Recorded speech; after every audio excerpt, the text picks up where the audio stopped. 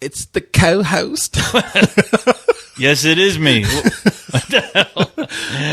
I'm scared now. Why are you introducing me like that? I don't know, because I'm happy, man. I'm full of Taco Bell. That's why. Oh, no, that'll do it. Yeah, boy. The saga continues. Yes. Out my ass, apparently, eating this Taco Bell. Taco hell. Taco hell, boy. Everybody does it at one point, man. Oh, yeah.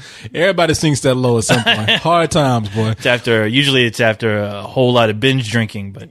Yeah, I had no excuse tonight. No, man. We've been doing the Fantastic Fest craziness. Oh man, yeah, we've been doing Fantastic Fest. I had to get over here because I don't want to keep you waiting. You know, I know. You've been out doing your little Fantastic Fest, riding around the co-host mobile. That's right. Getting my connections on. Yeah, man. I didn't want to keep you waiting, so I was hungry, so I had to like get my swerve on. I had to swerve by there and get myself something, get a little something. You fly through that drive-through? Man, no, I did not fly through the drive-through. Let me tell you something about Taco Bell this time of night, because Taco Bell is one of the few places you can go to. Yeah. And fortunately, I told you my eating habits these days. I try to eat vegetarian for most of the week, and then I break down and eat the nasty shit. Oh, is that what you do? Yeah. Okay, because usually I don't pay attention. I know you ain't listening to me. I just look at the paint dry over here on this corner of the wall. Those little green eyes go black cool. when I'm talking to you. Yeah. So, my vegetarian diet consists of, and I hear you like, yeah. But man, I'm sitting there. So I go by Taco Bell. Yeah. Because they got a new menu, the Fresco menu. I heard about that. They all they do is add tomatoes to your order, right? They add tomatoes and take the cheese out. Yeah. They give you the same shit with the same amount of lard in it. But in my mind, I'm thinking, Fresco. A lot of what it means bean fresh. burrito. Fresco means fresh and healthy in Espanol. It means shitting a lot of Espanol. That's what it means. I thought it meant fresh. It means this shit ain't healthy at all. But in my mind, I think it is. So I go by there and I get like, I'm the son of a bitch that's going in there to get two things real quick. I'm getting like two 99-cent, in my mind, healthy burritos, little bean burritos. Healthy. Yeah, the Fresco bean burritos. Got tomatoes on it. Hey, good for you. Ripe red tomatoes. I get my vitamin C up in there. Look smacking good. By the way, so is this the part when you pass the menu and you go to the first the menu, window? Still waiting. Did you go to the first window or the second window? By the way, welcome. Let's do this, everybody. Yes. But I'm at the first window. Okay, because usually there's nobody at that first window. No, I'm waiting. See, I don't know why they have that. No, I haven't had a chance to get to the. No, I'm at the first menu that you can see what you want. Right. So I'm sitting there for like 10 minutes. I know what I want already. Yeah. I'm like, what's taking this motherfucker so long, man? And then we get up to the I'm waiting to get up to the window, and this dude is stopped at the window for another 10 minutes. So I'm like, this ain't fast food anymore. I could have like prepared a nice dinner at home for the 20 minutes I've been waiting in the line at Taco Bell. Taco Bell is kind of like an amusement ride at Six Flags. Those when you get in those log rides, and they just kind of take you through these weird tunnels with you see little elves working in a mine, and then they'll take you to another scene. Except all you get at Taco Bell are two menus and two windows, and two of those things are always useless. So, we're out of that, sir. Yeah. Oh, look, the menu. Again. Yeah. I changed my mind. I think instead of 2 tacos, I'll have 5. Yeah. Exactly. We're out of chicken. Yes. Oh, fuck. That's what I came over here for. All right, I have a beef taco. We're out of beef. What the fuck am I supposed to get now? I'll have a taco shell with some cheese on it. But we got the container that we usually put the nachos in. Yeah, you can lick that. Yeah, you can make that into a hat. But I'm waiting behind that guy. I'm like, what the fuck is taking so long? Yeah. The guy leaves, and I finally drive up, and I see this fool has ordered $30 worth of Taco Bell. Holy shit! Literally like $29.84 or something dollars worth of Taco Bell. And that chick brings out that taco, that bag, and that bag is like, you can tell they're trying to conserve on bags. That bag is about to bust. It's so full of soft tacos. That bag was like a pregnant piglet when they bring it out. I know. Like, Jesus, man. But so I'm sorry it took me a little bit long to get here. Oh, no worries. My little tiddly no Fresco worries. tacos here. I was too busy enjoying Vampire Girl versus Frankenstein Girl. Oh, that was the last movie I saw, which is really fucked up. But we're gonna talk about some of that stuff. Japanese craziness. Yeah, people we're going to talk about the Fantastic Fest, which is wrapping up this week. I think we got a couple of more days. Yeah. The co-host and Thursday. Ends Thursday. So co-host and I have been out watching some things. Yep. We're going to like compare notes and talk about what we've seen. Okay. You know, I didn't take any notes, but sure, I'll compare with you. Mental notes. Yeah, there you go. There you go. That's better. That's what I do. You know, for us, that's a small notebook. That's like 2 pages. and one page has already got naked drawings in it. So. That's for me. That's the corner. Except I accidentally did a little animation thing where it's like a flip book where it's people killing each other. Yeah. The little stick guys. You know what? Doing stick girls with breast. To me, like every kid has drawn like those cartoons on those books, like made their own flip book, and every kid draws the same thing. Mm-hmm. They draw one or two things, or both. Yeah, they draw a car hitting somebody, or they show the other is somebody shooting somebody else. It takes that bullet like 5 minutes to reach that other guy because you animated it, so you want to see that bullet take its time. Yeah, it's like the Matrix almost of stick animation. Well, I'm a bit different. Maybe that's because I'm a robot. Because I used to draw stick figures with big breasts, just like circles, and they get and have them move up. Yeah, well, sometimes I draw them where they get bigger and bigger and explode, or I'll just draw like a little explosion becoming a big explosion and then back again. Or have just a guy take a dump and then like the dump moves around like a snake and walks around, runs away. It's kind of cool, especially when it's done in red ink. Okay, I don't even talk about that. That shit. No pun intended, right there. You had me at breast. You talk about like a turd moving slow on somebody's ass. Like, it's pretty cool. It kind of looked like the worm from Dune, the sandworm. I thought it was awesome. Out somebody's ass. Then I drew a little stick guy riding him. Little stick guy riding his own sand turd, his own worm turd. But so now here's what we got on the show here. We're going to talk about, of course, Fantastic Fest. Now I made an agenda here because I don't want to waste your time. I noticed that. So I did it just for you. We're going to talk about also a show of mine that they took off. Now this is old news. I meant to talk about it a long time ago, but we went off so much, and I really missed this show, man. Yeah. Yeah, and I'm not going to say what it is right now, but the show's been on for years. I grew up with this show, and I was really heartbroken to see that they took it away from me. I'm pissed. Are you talking about Golden Girls? Yes. No, wait a minute. No, I mean... but we're also going to talk about... You got me? That sucks. Talk about a video that somebody sent us. I don't know. You might have received it too. Okay. But it's a video of it's in a children's park. And it's... I don't know what I should call it, a ride or a toy or something. That I don't. Cyrus involved in this video? I think Cyrus made this thing that these kids on. These kids. Is it to catch a predator? To catch a Cyrus. Yeah. No, these kids are playing on a playground toy. Yeah. That I don't see how anybody could have seen how wrong this thing is. Oh shit! And it really. I'm watching it. I'm amazed. And it's a video where kids are just going to town on it. All the parents are around and nobody's looking at this like, that's fucked up. Oh no. That's peculiar. So all right. We're going to watch that video and talk about that. I'm scared to watch it now. Yeah. Are we going to get in trouble? No, we're not. Is that dude going to pop his head up right over there in the window and go, "Can I talk to you guys outside?" There's a toy here. Let's go out in the living room and talk. No, I haven't seen To Catch a Predator. Yeah. What's that fucking guy's name? Ah, man, I forgot. It's killing me. Yeah. Sorry, I asked. Yeah. No, you know what? Let me tell you because look it up. I want to say it's Chris something. That show, man, cracked me up. I've never seen it. I've only heard like audio clips from it. It's not. I'm finding the guy's name right now. Has anybody done a parody yet of To Catch a Predator where they actually show up and it's the Predator from the movies? It's the Predator.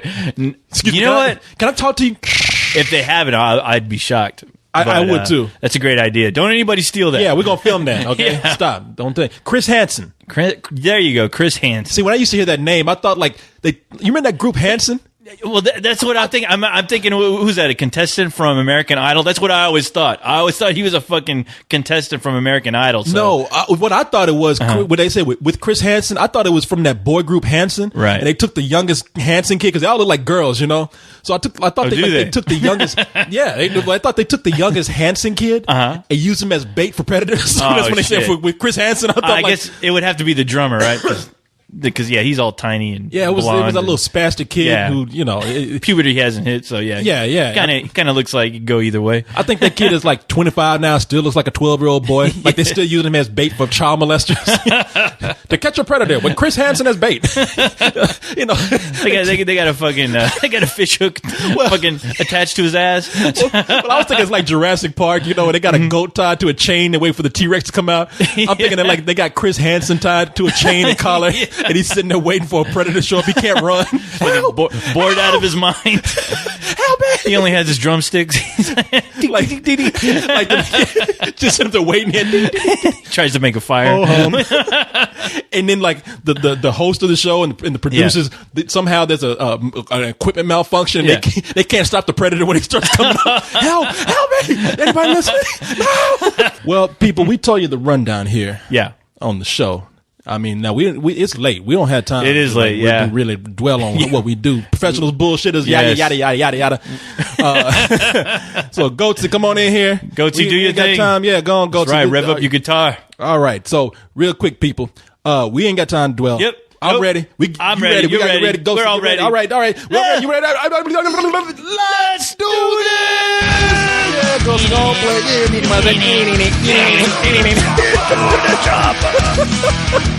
Those guys put out a second album, by the way. Oh, the Austrian Death Machine? Yeah, huh? Yep. So what is it, like songs based on Sylvester Stallone now? No, it's still Arnold. You know, and I didn't know it's the guy, okay, what's his name? Fake Arnold? From the, you'll hear him every once in a while on the Howard Stern show. Yeah, it's that guy. That's the guy? Yeah, that's the guy. Now, I don't know if they used him from the first one, but listening to that first album again, it does sound like him. I need to check the notes. Are you sure that's him? No. He was on Howard Stern. He was promoting that album. Yeah, there's a guy who's on Howard Stern, and they call him Fake Arnold. Yeah. But he doesn't do that exaggerated, like, get to the chop and all that. No, he sounds just like him. Yeah, he sounds like when Schwarzenegger is the governor coming out talking serious. He's fooled other celebrities into thinking whenever Howard has a celebrity on, sometimes they'll have the Fake Arnold call, and he'll say the most ridiculous, crazy shit. And these celebrities who are listening to us actually think it's the governor talking and saying all this crazy shit, and they believe it. No. So there have been people who complain, like called Howard up and like had been like, "How is this guy governor? How is he getting away with this?" Because he says something crazy. Now this, I'm going to be like paraphrasing here. And I'm going to exaggerate, but it's not too much. It's crazy what he said. Right. This fake Arnold guy said that the moon causes tides, so therefore the moon must also be causing women's periods. Now, there's an explanation for it, I'm sure in there, but I'm cutting to the chase here. And so he said to stop women's periods so that men can have more sex or something like that he wanted to destroy the moon. I vote we would destroy the moon. You know, we should destroy the moon. Either the moon causes periods, no more periods, and we destroy the moon. All these tides, all these problems, women, we must destroy the moon. That's my new petition. And I thought it was the first time I heard it. Yeah. I thought it was Arnold Schwarzenegger. Now I knew he wasn't being serious about blowing up the moon. Right. But I thought, like, why is he on Howard Stern joking around like this? Yeah. And I was like, this is a waste of taxpayers' money. And I was getting mad, too. I thought the same thing because I turned on the show one time and I caught the middle of some crazy-ass shit he was talking about as far as, like, let the gays go in the military. If they want to get blown to hell, let them. What the hell is everyone thinking about? You could save lots of heterosexual lives. Yeah. And people call him, he's saying all this inflammatory shit so he can, like, get people mad. People think it's the real fucking governor saying this crazy shit. People have called from California and been like, what the fuck is he talking about? Let those homos fight. Let them homos. But see, he does it in that real calm voice. He does, yeah. You would not think, it's just some guy joking around pretending like us to be Arnold. It honestly sounds like him. Yeah, Howard, we need to blow up the moon and send the gays to the military. Now, I'm not doing it right, but this guy is on point with that impersonation. So Yeah, I love that dude, man. But anyway, yeah, they have a second album out, I believe. Yeah, I'll check it out. Yeah, if you heard what we just played, Get to the Chopper, we started doing that because Cole was always, when we yell, let's do this, you always go like, get to the chopper. Like, we all crazy and shit. You're like, yeah. And so somebody sent us this video, and you knew about the band before. I didn't know about them, but it was. Yeah, I heard of them, and somebody played me a few songs, and it was that same week when that listener sent us that song, and yeah, it was a great song, and you were like, "Hey, I found our new theme song." Yeah, I was sure. Like, let's play this every week. Let's play until they sue us, but you know, they ask for royalties. It could be close, but and I'll tell you why because well, they every song that they do, this band Austrian Death Machine, is based on an Arnold Schwarzenegger phrase or movie or something. It's based off all his movies usually. Yeah, and so it's something that he, like, get to the chopper, get to the chopper. What? That's that's Predator. Predator, yeah. So they got songs like that, and I was looking on Wikipedia, and I was just curious one day. It's a little vanity moment. I wanted to see if we were actually on Wikipedia. Because we've been mentioned. Spill? Spill.com. And the reason why I wanted to look on Wikipedia is because I remember a long time ago, somebody sent us a link where they said we were mentioned in the Wikipedia entry for what's that guinea pig movie? Guinea pig G-Force. movie. G-Force. Okay. Yeah, and they said the movie didn't receive good reviews. Why can't I think of the guy's name now? See, this is why I can never play Trivia Pursuit. I'll put on the spot. Roger Ebert said that this movie was blah, blah, blah. And it says, Spill.com gave it one of the members of Spill.com gave it a fuck you. and so they had a link. Was that Carlisle? No, it was Leon. Oh, it was Leon? Okay. Yeah, at the time. And so if it was Carlisle, we would have heard about that. No, we would have heard. Yeah, we would have heard about it months ago. Yeah, I was mentioned on. But they had a link to something that I thought it was to our page. Right. But I think it was actually to our Wikipedia entry. Okay. So yeah, they. I went to the page one day and looked at it, and they listed everything that we do in detail. No shit. And one of the things that they mentioned in detail was, "Let's do this." And they said, and they mentioned, you know what? What am I talking about? Go ahead and go to it.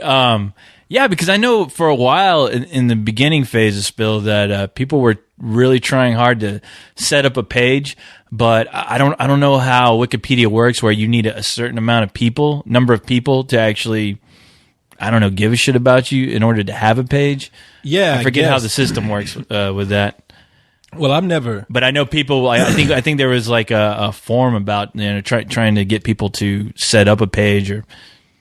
Well, somebody did. Crazy, but somebody did it. Yeah, that's cool. I can tell you that somebody did because they can't spell. Okay. Oh, great. Yeah. Our very own Wikipedia is like completely unreadable. We have a Spill page. Oh, did they take it down? What? I don't know if they took it down or what, but we had a page for Spill.com, and now I did a search. We got shot down again, Corey. Oh shit! Now I can't. I'm looking at built to spill contaminant. Maybe let me see. Let me just type in spill because I did it just 2 days ago.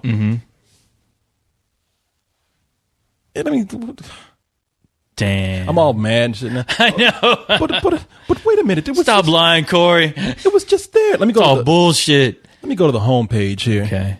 Main page. Where they got that little globe at the front, because we were there. I'm telling you, we were there. Oh no, it was Flesh Eater.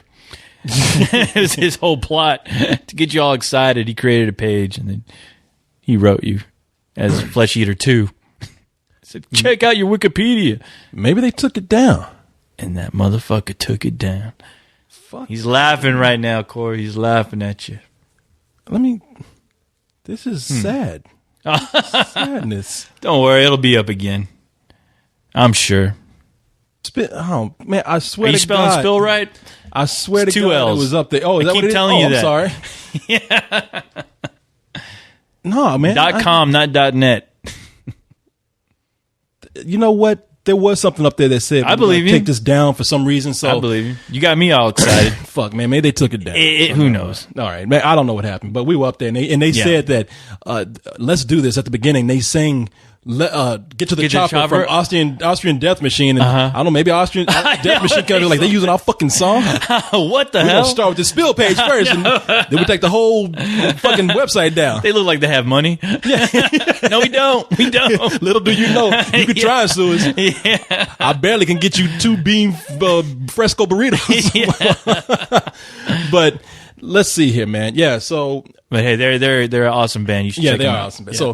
So anyway, the Fantastic Fest, man. Yeah, it's nuts. I mean, this has been my 3rd year, I think.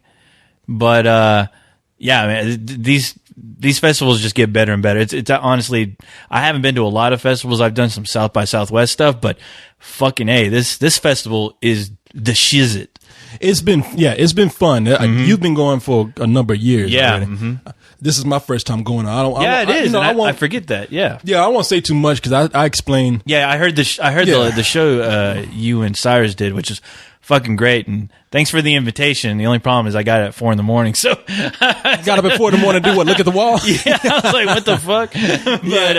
But I like that show. It was Cyrus is cool, man. Him and I have been getting along real well, and we've been doing a lot of cool things together. You guys weren't getting along before? No, we were. We just didn't do as much together. Was he stealing your food again? Yep. Son of a bitch. Yeah. Now padlock, Corey. Padlock. I know. I was about to say, now that I chained my refrigerator up, we're doing well. Yeah. As long as I get a little crumbs to eat. But no, him and I have been hanging out during the festival, and so we've been doing a lot of podcasts together, and been doing a lot of interviews together, and it's been fun. And this is I'll just say real quick for people who haven't heard the cold ones that him and I did. This festival is really fun because it is very hands on from the creators. I mean, they're involved in everything. Oh yeah, it's definitely all central, so it's only like it's at the most 2 locations where you go to movies, but really it's just one. So you can keep going to the same parties over and over again. And that's the best part. Yeah. I mean, cause Cyrus was right about as far as usually South by Southwest, you got to fucking haul ass, find parking at all these different theaters and try to make each movie, if you make a schedule out, you kind of have to, you're burdened by the schedule because, you don't want to go to a film and then have to leave, and haul ass, to get to a theater 10 minutes before a movie starts, because that's usually how it is. And you kind of have to work with your schedule. But this, as soon as you're out one door, they're already seating the theater for the next film that more than likely you'll want to go to. And boom, you're already there. You're in.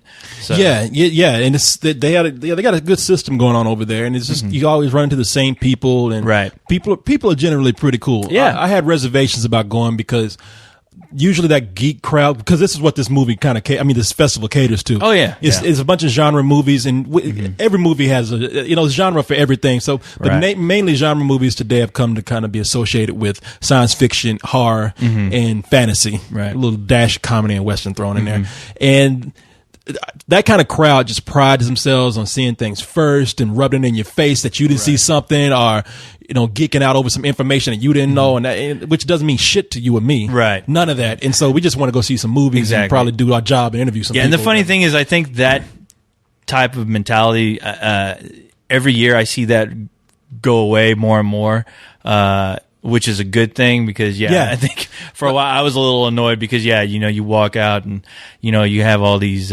geeks, priding themselves on being the first to see this and that. And, and some of the conversations can get a little heated because, not everyone agrees on things. But, and there's none of that really going around. None of that at all, honestly. Like this year and actually the year before, it's actually been really great experiences and, just the people in the theater. I mean, you talk about just a group of people who, you do see a lot of the same faces. So, the cool thing about that is you end up, making or building these relationships with people that, you probably won't ever see again until the next festival. But when they see you, hey, what's up, co-host? What's going on? And you catch up and then, and the cool thing is, you talk about all the cool films that are going on.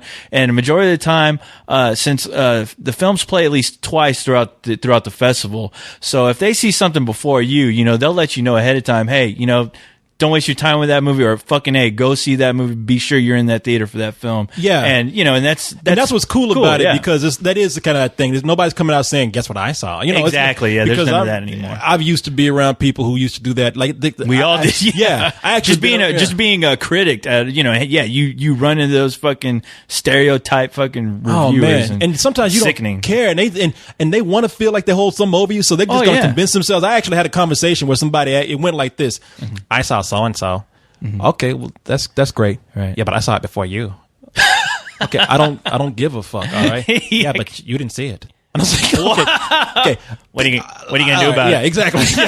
Well, but I put my fucking foot up your ass. Yeah. Right? You'll be the first to see that. Yeah. Did you see that coming? Yeah. Mother, be proud about that? Yeah, I give that 10 stars, bitch. And here's the sequel right here. Here's another 10 stars around your head. Boom. I love violence. These fuckers, man. Yeah, I really had to walk away because I was like, you were stupid. You just fucking dumb. I can't. This is like talking to a fucking mentally ill person. It's pretty retarded, and I've seen plenty of those conversations too. I've been in the background listening in on people try to have a dick measuring contest. Yeah, and I just don't get it. A dick measuring contest for two people whose dicks don't go past 2 inches. Exactly. You know what? Yours is 1.5. Mine is 2. Oh man! But I mean, these people recommend movies. They're right. They say, hey, you should see this or you shouldn't see this. And right. Yeah, and if you didn't catch it, it'll be out at some point. So on video or something, make sure you get around to it. And I have to admit, last night I was hanging out with Jason from Leog, and I was a little nervous because Rec 2 was playing, and I didn't have a ticket, which I don't ever want to complain about anything, especially about the festival. But this year they've implemented this whole ticket thing where you show up early and you get all the tickets you want for the whole day. Yeah. The only problem with that is if you have anything else going on, like if you're in town and you actually have a life, or if you have to go to work, you have to do something. If you're not there by a certain time, you show up, those tickets will be sold out. Yeah. Even if you have a badge, it's not going to guarantee you get in. The ticket is there to guarantee you a seat. Or what some people do is they get a ticket. Right. And then all of a sudden decide that they don't want to go. Oh, yeah. No, I heard people like grab as many tickets as they can for the whole day for almost everything, only so they can pick and choose kind of what they want. But the downside to that is that somebody is missing a seat whenever that other person doesn't end up going to that show. Yeah. But the point of that is that what I wanted to bring up is that I was hanging out with Jason, and I met a couple of guys who work at other movie sites. And this guy I was just talking to, we were just shooting the shit. It's like, I'm hoping to God I can get into Rec 2. I'm going to be a standby. This guy just gave me his ticket because he saw it earlier, and he was like, hey, dude, take my Rec 2 ticket. And I was like, no, see, thanks. And people are real generous. And I just met the guy, and he was really cool like that. No, everybody's real cool at this festival, man. It's really one of the best festivals that you can go to, as far as just like hanging around with cool people and being like really intimate with people. Yeah. I ain't talking about like in terms of an orgy or anything like that, but just hanging around with people who like really just nice. So let's talk about some movies you've seen then. Yeah. I saw. I want to know about Rec 2 from you. Okay. Did you already talk about Rec 2 at all? No, because I didn't see it until yesterday, I think. Okay. Yeah, yesterday morning. Well, I saw it last night. Okay. And you saw it last night. Fucking A, that movie fucking rules. I was blown away by that film. I really was a little worried.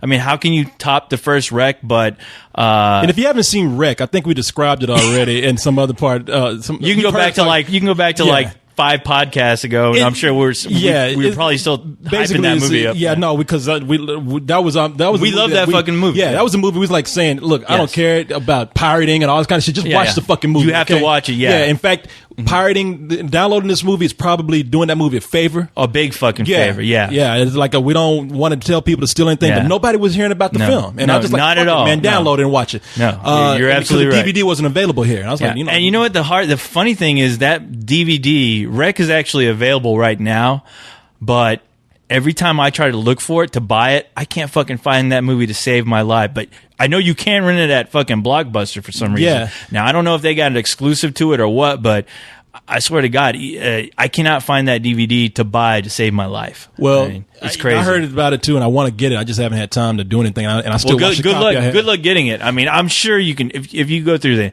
Amazon route or any one of those websites, you'll be able to find I'm still watching it when I have it on my computer. Yeah. So, but it's a Spanish film, and rec is spelled REC, like short for record, like the little abbreviation for your video camera. And that's correct, Corey. Yes, thank you.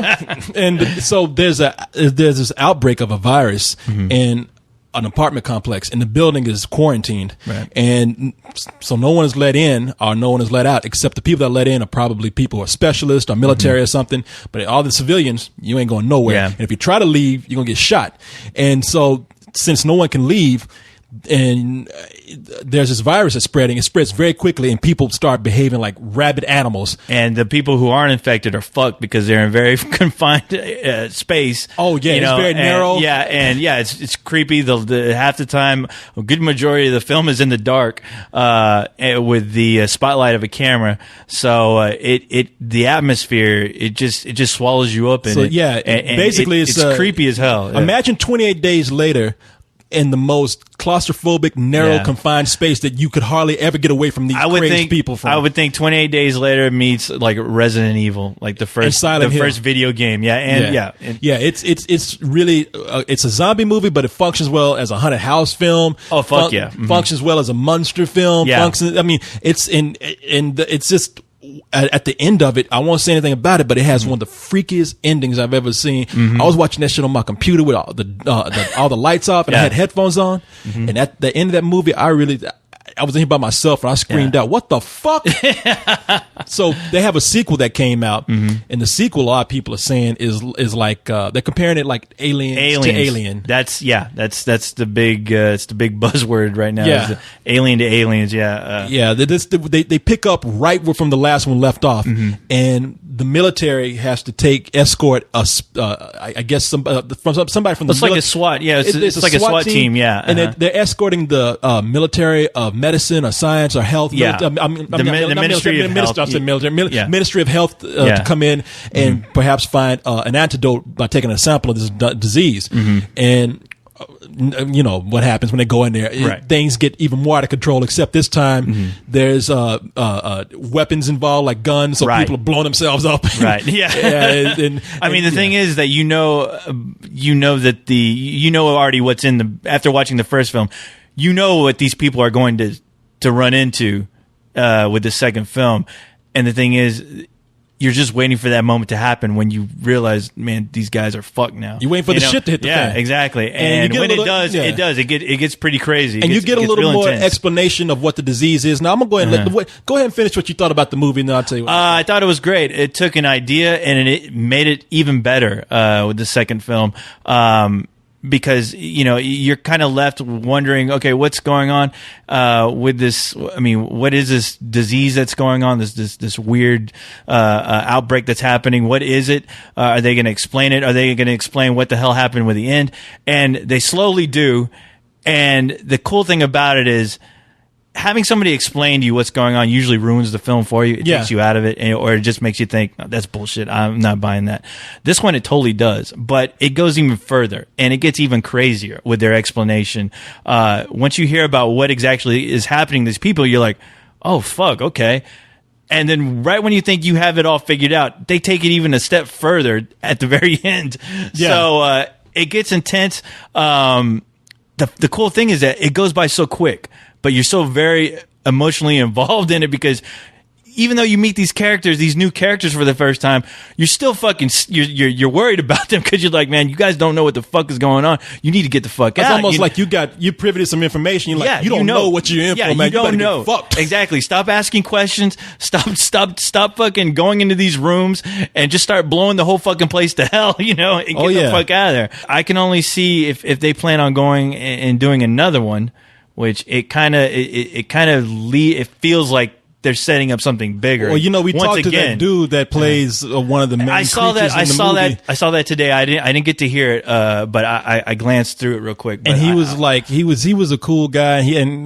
Off camera. You're talking about the guy who plays one of the main zombies characters or whatever in the movie. One of the main characters that you will never forget. You'll be horrified and you'll think that this is. I mean, not even. You'll just be kind of creeped out of how freaky this thing looks. And they got a guy who played him. You should listen to our interview that we did with, there's a guy named Javier Botet who's in the movie, and he plays one of the most memorable movie creatures in cinema history for me. Yeah. Because his body, his physicalities are so odd because he's so tall and skinny that he brings a realism to that role that only CG would have done. Right. And it looks totally real. And when you see it, you're like, wow, man, I'm impressed and I'm horrified because it looks so real. But it's because it is real. And it is because it is real. I mean, granted, there's a guy with a bunch of latex on him and shit, but it looked very convincing. It's really, just the way I hate even talking about it because I feel like I'm spoiling. Well, that's why I'm trying not to say anymore. But the thing is, no, he was, it was cool seeing him there at the festival. He was there and he was very polite. I actually ran into him and he kind of turned around and it's one of those things where you lock eyes and, I'm like, oh shit. That's the only thing I said. Kill you, didn't you? Oh shit. Yeah. And then he just kind of gives a smile and I nod my head and I'm like, hello. And then you start shitting on yourself and breathing like, ooh, I gotta wear my life. Yeah, I start sounding like Curly. Yeah. But he came over and shook my hand. Oh, I mean, he shook my robot head and he was really cool. I said, hey, great job. Great job. He's loving it, and he's loving it. And he hinted at the while we were not recording anymore, he hinted that there's a good possibility that if this is successful, there's definitely going to be a third one. Yeah. Well, let me tell you what I thought about this. Because I didn't like it as much as you did. You fucker! I know you know how you son know of a me. bitch. You know me. I do know you. You suck, dude. Okay, let me tell you what. See, this is going to be interesting for people. I think people should know this. As far as the suspense and the creepiness of it, it's still there. And so I enjoyed it. I had a great time with it. Don't get me wrong. But once you find out what that disease or that virus is, you're either going to go with it or you're going to be like, I wish it didn't go there. Really? Yeah, I didn't like the way they to me, one of the things that worked about the first movie, and this is why I don't want them to really make a third one if they don't have a solid idea, is that you just didn't know what was happening. You walked out of there and you kind of had to fill in the blanks and make up your own kind of resolution. Right. I mean, and the way they explained it here, you either buy into this kind of into this kind of reasoning in horror movies or you don't. And I didn't. Wow. I can't say what it is. That's why I'm stumbling over my words. You're probably right. Because honestly, when they did reveal what was going on, to some extent, only because I think at the very end they throw something else at you. I did think about you and your beliefs, and how stubborn you are. But the movie's still suspenseful, and it's still a lot of creepy shit in there, man. They have some scenes where you still don't know what was going on. Like they show like people going into an area where it's full of creatures, and you're like. Okay, what was that? And they don't explain. I know. No, they don't. But no, Paranormal Activities.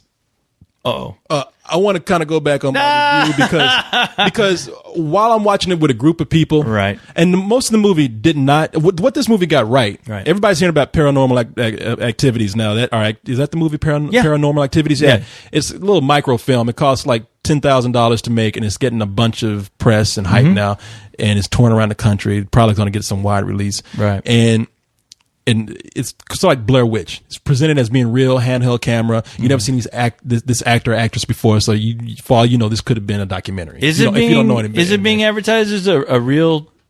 They're playing that whole thing like during the trailer and everything. Like, these two white people didn't tell. Okay, these two white people didn't get out the house when there was a ghost. I didn't think it was like a whole like big production like they did. They were never seen again. Yeah, dumb motherfuckers. Which thank you, the original spoiler right here, Corey, for fucking that movie up for me. Which one? Blair Witch. What did I say? Remember you were walking down the hall, I was floating next to you, and you're like, hey, co-host, did you hear about this movie coming out? I'm like, what movie? It's about these kids, man. They go in the woods looking for this crazy Blair Witch thing, and they end up missing, but years later they find these tapes that they recorded, and it's just all kinds of fucked up, man. And I'm like, really? No shit. And you look at me and go, nah, it's not real. It's just some movie that's coming out. I'm like, what the fuck? Oh, that ain't a spoiler right there, man. You told me it wasn't real because you know what? X-Files, I want to believe looking at half of the people that went in there thought it was real. I mean, half the people I knew thought that it actually happened, which was crazy. And I was like, you know what? I really wish I could have had your experience other than mine, because I didn't believe it. I knew it was all make believe, smoke and mirrors, thanks to Corey Coleman. Well, when I went in, I never would have bought that shit anyway. You see, you want to believe in this shit. I would have bought into it. Yeah, you want to believe in ghosts and shit. I thought it may happen tonight. Shit, it may happen to you. Yeah, I'm gonna spoil another movie for you. That's what I'm gonna do. You keep believing this shit. No, it's man, I don't buy any of that shit. So I didn't think anybody bought it. I didn't know that they were pitching it to the point where people actually thought it was real. They had websites. I mean, I think that was like the first time somebody made a company made a big deal with the website. You know, you go to the website and you find out the case, you do your research on there. I mean, I think that was the first kind of real viral marketing that they had ever for a film. And I remember the time this girl I was with, we were going through the website, and it was real creepy because they had people talking about the kids that were missing, and about the whole history of the Blair Witch and what that whole deal was about. They even put out a dossier book about cases involving little cases involving the whole Blair Witch phenomenon. No, it was great marketing, but it was awesome. It scared the shit out of me when I read it. That's because you a scary motherfucker. That's why you see shit that you want to see. Like that. Hey Corey, don't worry. Someday you'll see it. Like that goddamn dead animal that was last week. I think aliens attacking. That was real. People even brought real. Did you notice it was off? Did you notice that they took it off off YouTube? All those videos? Did you notice that? I know. You know what? I noticed that they took it off of CNN because CNN's like, we reporting on this shit. It's a fucking dead. Did you notice that you never heard from that girl again who reported that story? No, please get the fuck out of here. What do you expect me to do? Like, really? Yeah, I saw your eyes get all big. What? Last couple of weeks ago, Cole's coming in here talking about, Corey, they found aliens. Hey. Look, they got pictures of the body.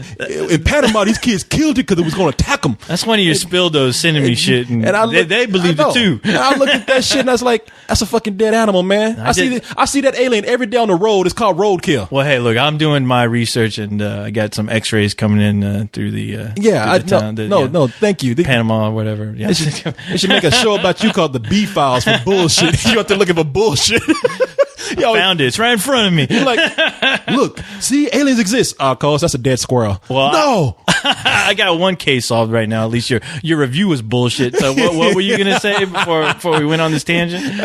You were going to apologize about your review? Oh, I was going to apologize for Paranormal Activities because one thing that I was going to compare it to the Blair Witch, where when I was watching the Blair Witch, I mean, I know it's fake and whatever, and I'm during the whole movie, I'm kind of bored. Right. When I get home, I'm thinking about like one part of the movie what I'm trying to say here is like the creepy factor worked. Yeah. It's like, and I didn't give it a chance. Like, I've been thinking, there's one thing in Paranormal Activities that are I don't know if it's activities or activity. Activity, I think. But I'm sitting up there just honing in on one little thing that happened in that movie, and it's freaking me the fuck out. And I know it's not real. Right. I know it's not crazy, but I'm just, and I don't want to say what it is to anybody out there, but it's one of those movies where you're looking at it for most of the time, you're talking about, it ain't nothing but slamming doors and creaky floors, and you don't even see any creature in this or any kind of ghost or anything. But then when I'm at home by myself late at night and all the lights off, I'm thinking about that one part, and I'm actually genuinely creeped the fuck out by it. Oh yeah, dude. I mean, this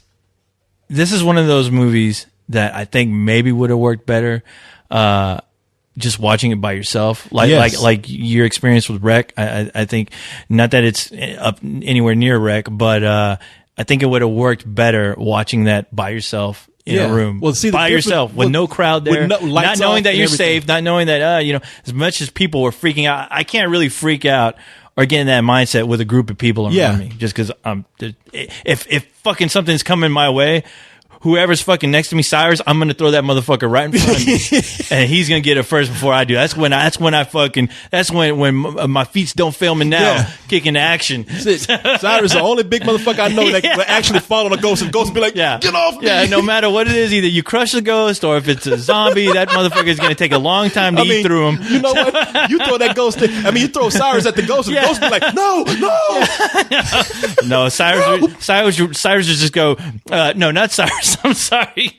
No, I thought you said Leon for a second, because if you threw fucking Leon in front of a ghost, he's like, look, I don't believe in you. This is all bullshit. And then all of a sudden you see that motherfucker get kicked where it's fucking, you see his back coming towards the camera. Oh, you talking about Leon? Leon. Because Leon wasn't, he wasn't having it. He's like, I don't believe in none of this shit. I don't believe in Jeebus. I don't believe in the devil. Yeah, I can't believe I don't believe in Aunt Jemima. He's like, a door don't scare me creaking through the whole movie. This movie is bullshit. I don't believe in the Keebler elves. I don't believe in the cinnamon toast crunch dudes. I don't believe none of that shit. Yeah, shit, I do believe in bill collectors though. No, that fool, he was mad about it. Leon. Yeah, he was. I mean, it was crazy. You know why? You know why? Because he's posturing, man. He's like, he was really scared. I thought he got possessed by the devil or something. I was like, what the fuck? Yeah, all of a sudden Leon's voice changed. I don't like this. I don't believe in it. It doesn't scare me at all. Fuck you, Sims. You fucking God-believing bastard. Yeah. I live this shit every day. What's going on? Oh yeah, comic books rule.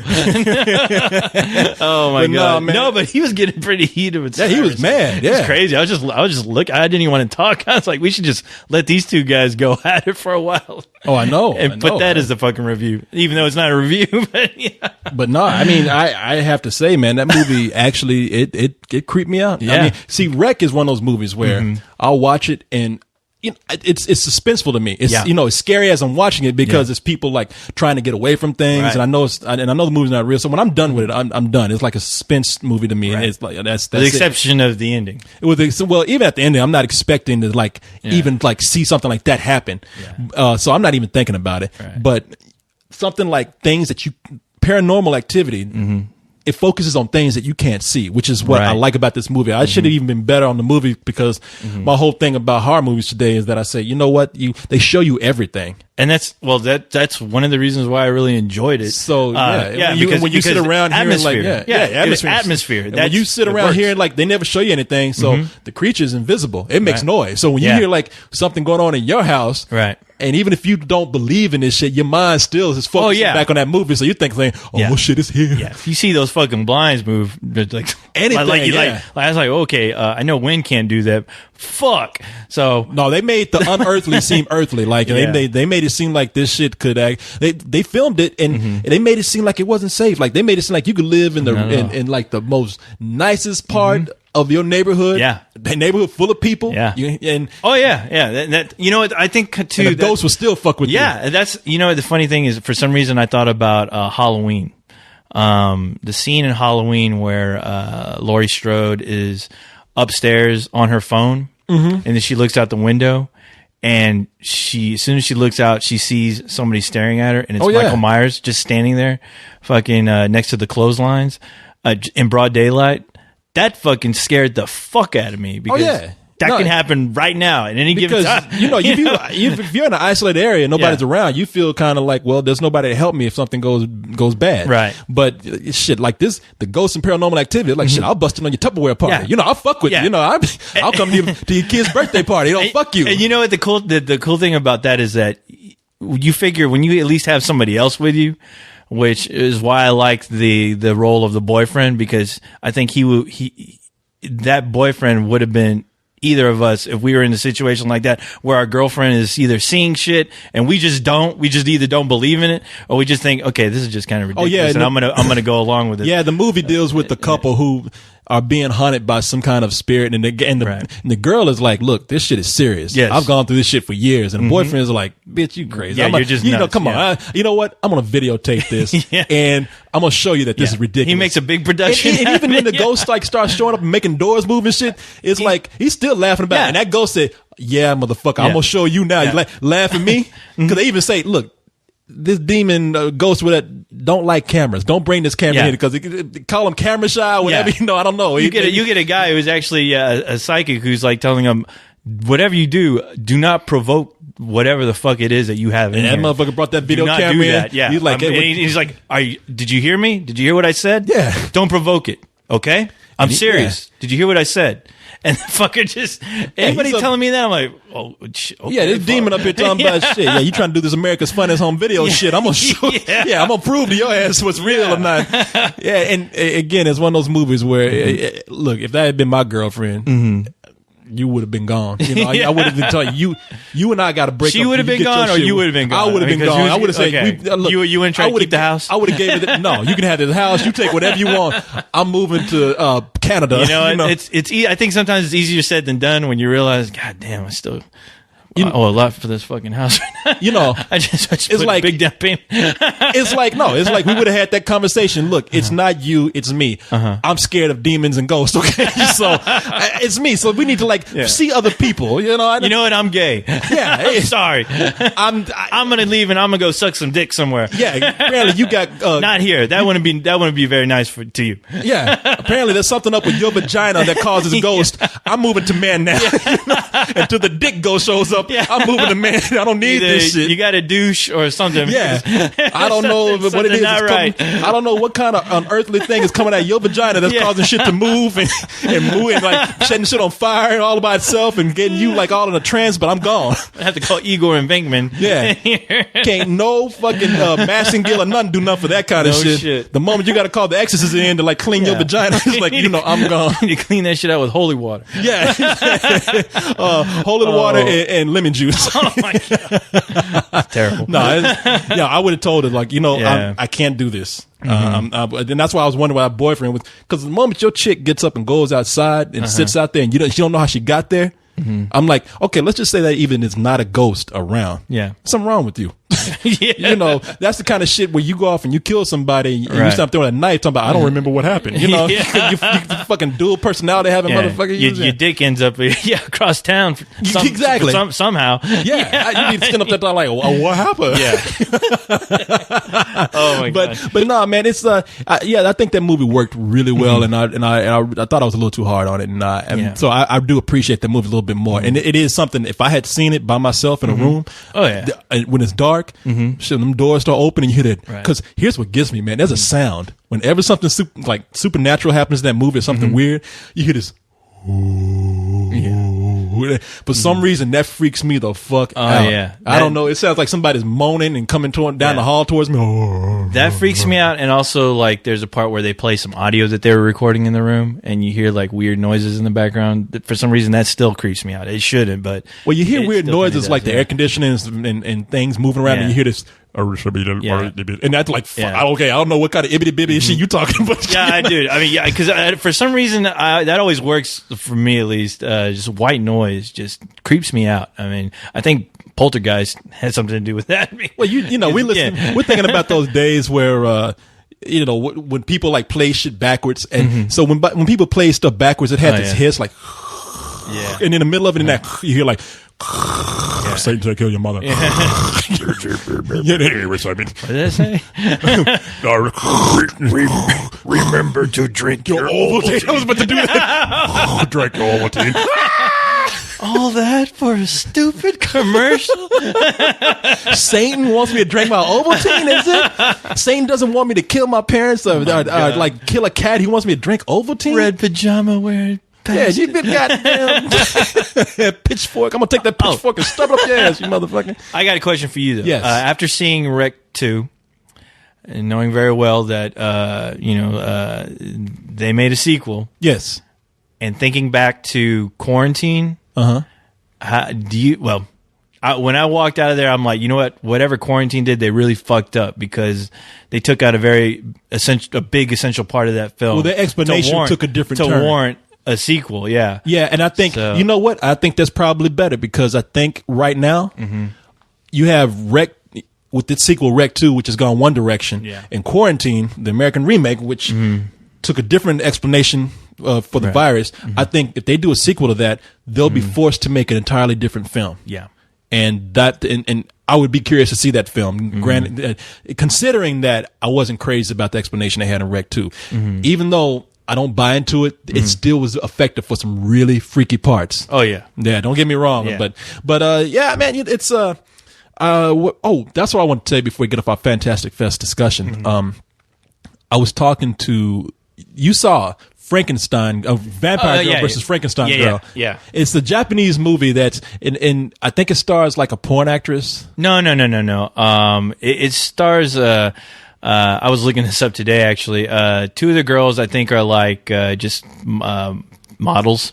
I mean, there's if you look up their names, I can't remember their names right now. I probably can't even pronounce that shit. Yeah, Kujibuchi exactly. Uchi, that's them. And Boobalicious. Yeah. But no, I think they're just like they're just models. I think.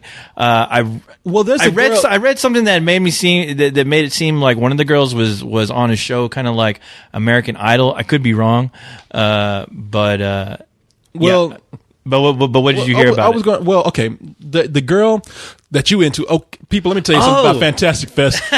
There's this little Japanese girl, right, that showed up, and for 2 nights, she came in dressed up in this outfit that is very revealing. Yeah, I mean, her pants are crawling all up her ass and everything, you know, and then she gets up and she's wearing leather and shit, and she gets up and she's wearing a holster too with a gun in it. I'm thinking like, did anybody check this fucking gun and see? Because you know Japanese people crazy. Is this thing loaded? Yeah, I think it was like costumes from the movie, which was for Robo Geisha. I was like, somebody frisked this girl. Let me do it. You know, make sure by the way, they played Robo Geisha at Fantastic Fest. It was one of the secret screeners.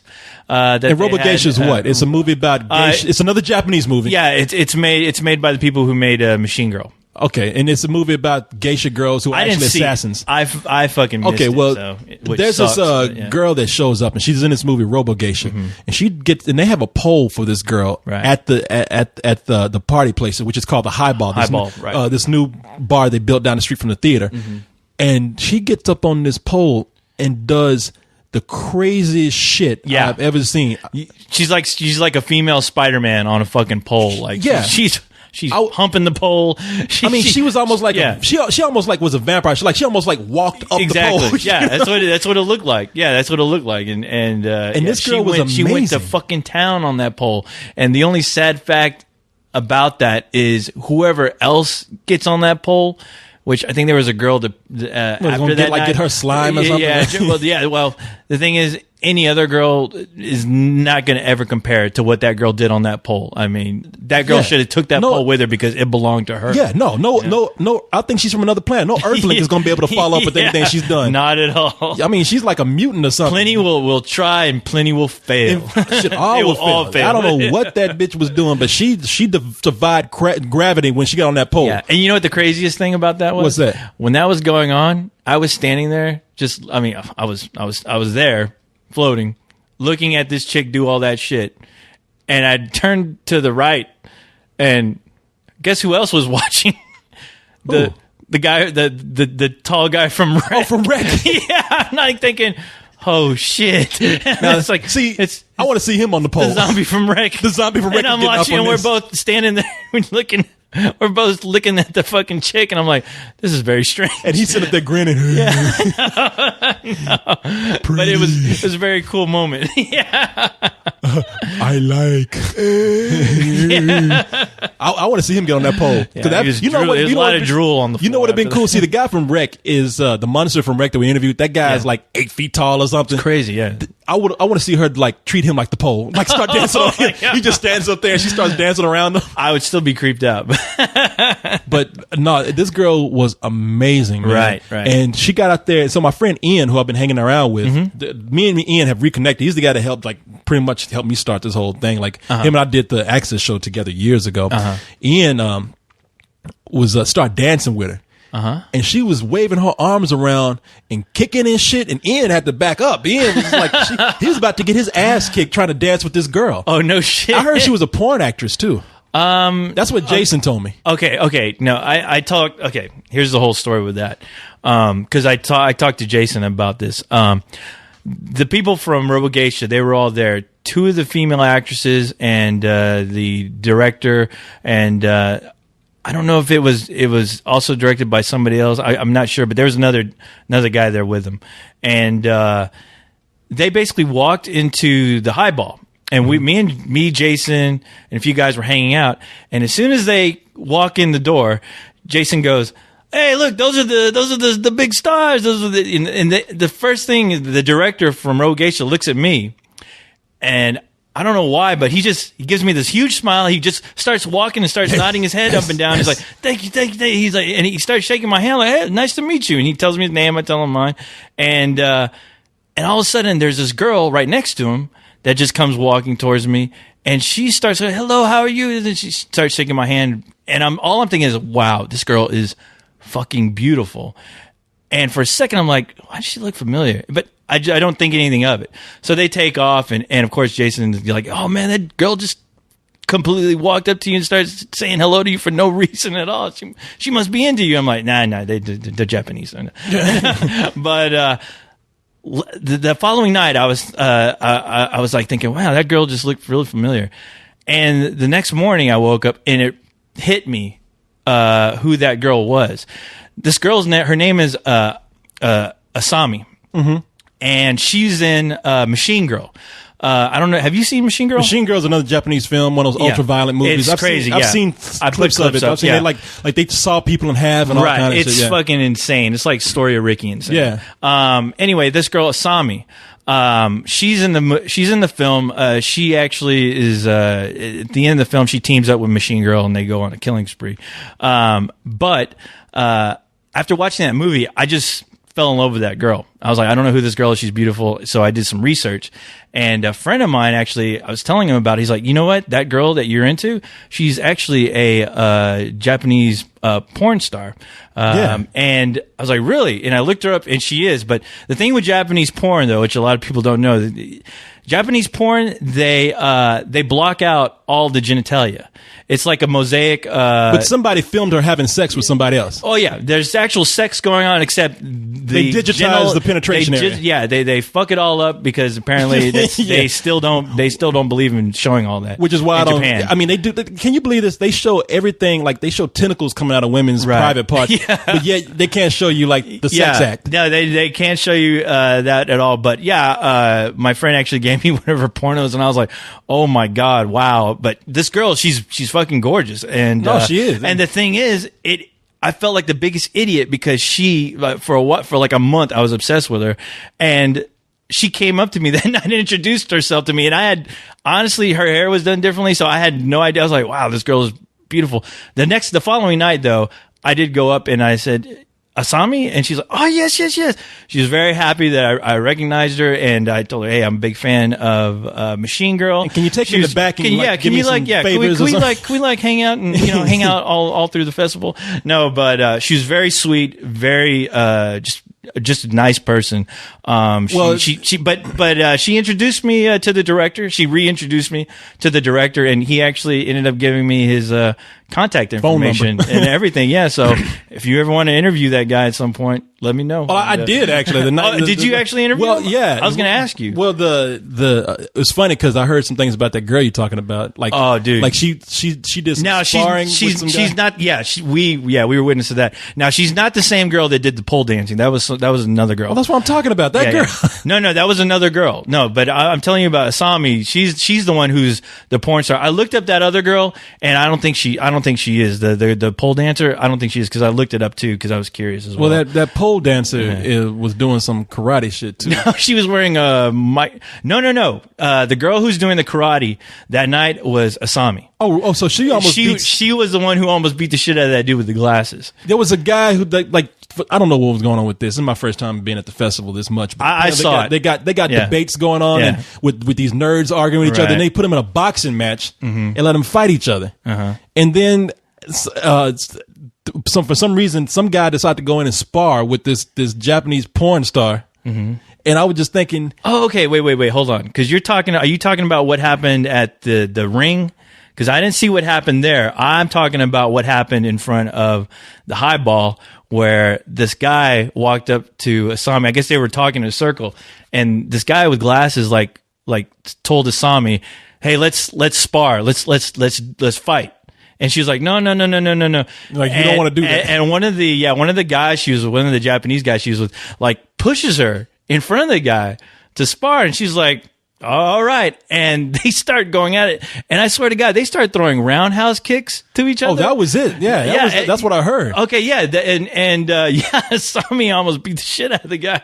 She almost kicked the guy like 3 times in the face, almost, like barely missing. And this guy was really trying hard to keep, to hold his own. But I don't know why. It's like, dude, you're fighting a girl right now in front of all these people. A girl that can beat the fuck out of you. Yeah, but still, it looked like he was really trying to fight her, but he's fucking stumbling on his feet, and it looked very sad. No, I heard that this dude went up there and challenges this Asian porn star to fight. I'm like, yeah, only at this fucking festival will you find a porn star who's Asian who's outside trying to beat up somebody. Exactly, and she's doing all kind of roundhouse and shit. First, and see, I'm thinking, why she's a beautiful Japanese porn star. Right. Mm-hmm. Why would be the first thing that you would go up to her and say is let's fight? Let's fight. Like that's the last thing. I mean, let's fuck maybe, but I'm not thinking. The last thing I'm thinking about is let's fight. Well, the funny thing is, the cool thing about her is that even though she does a lot of porn, she's still doing porn right now, but she has really broken in the mainstream in Japan. So she's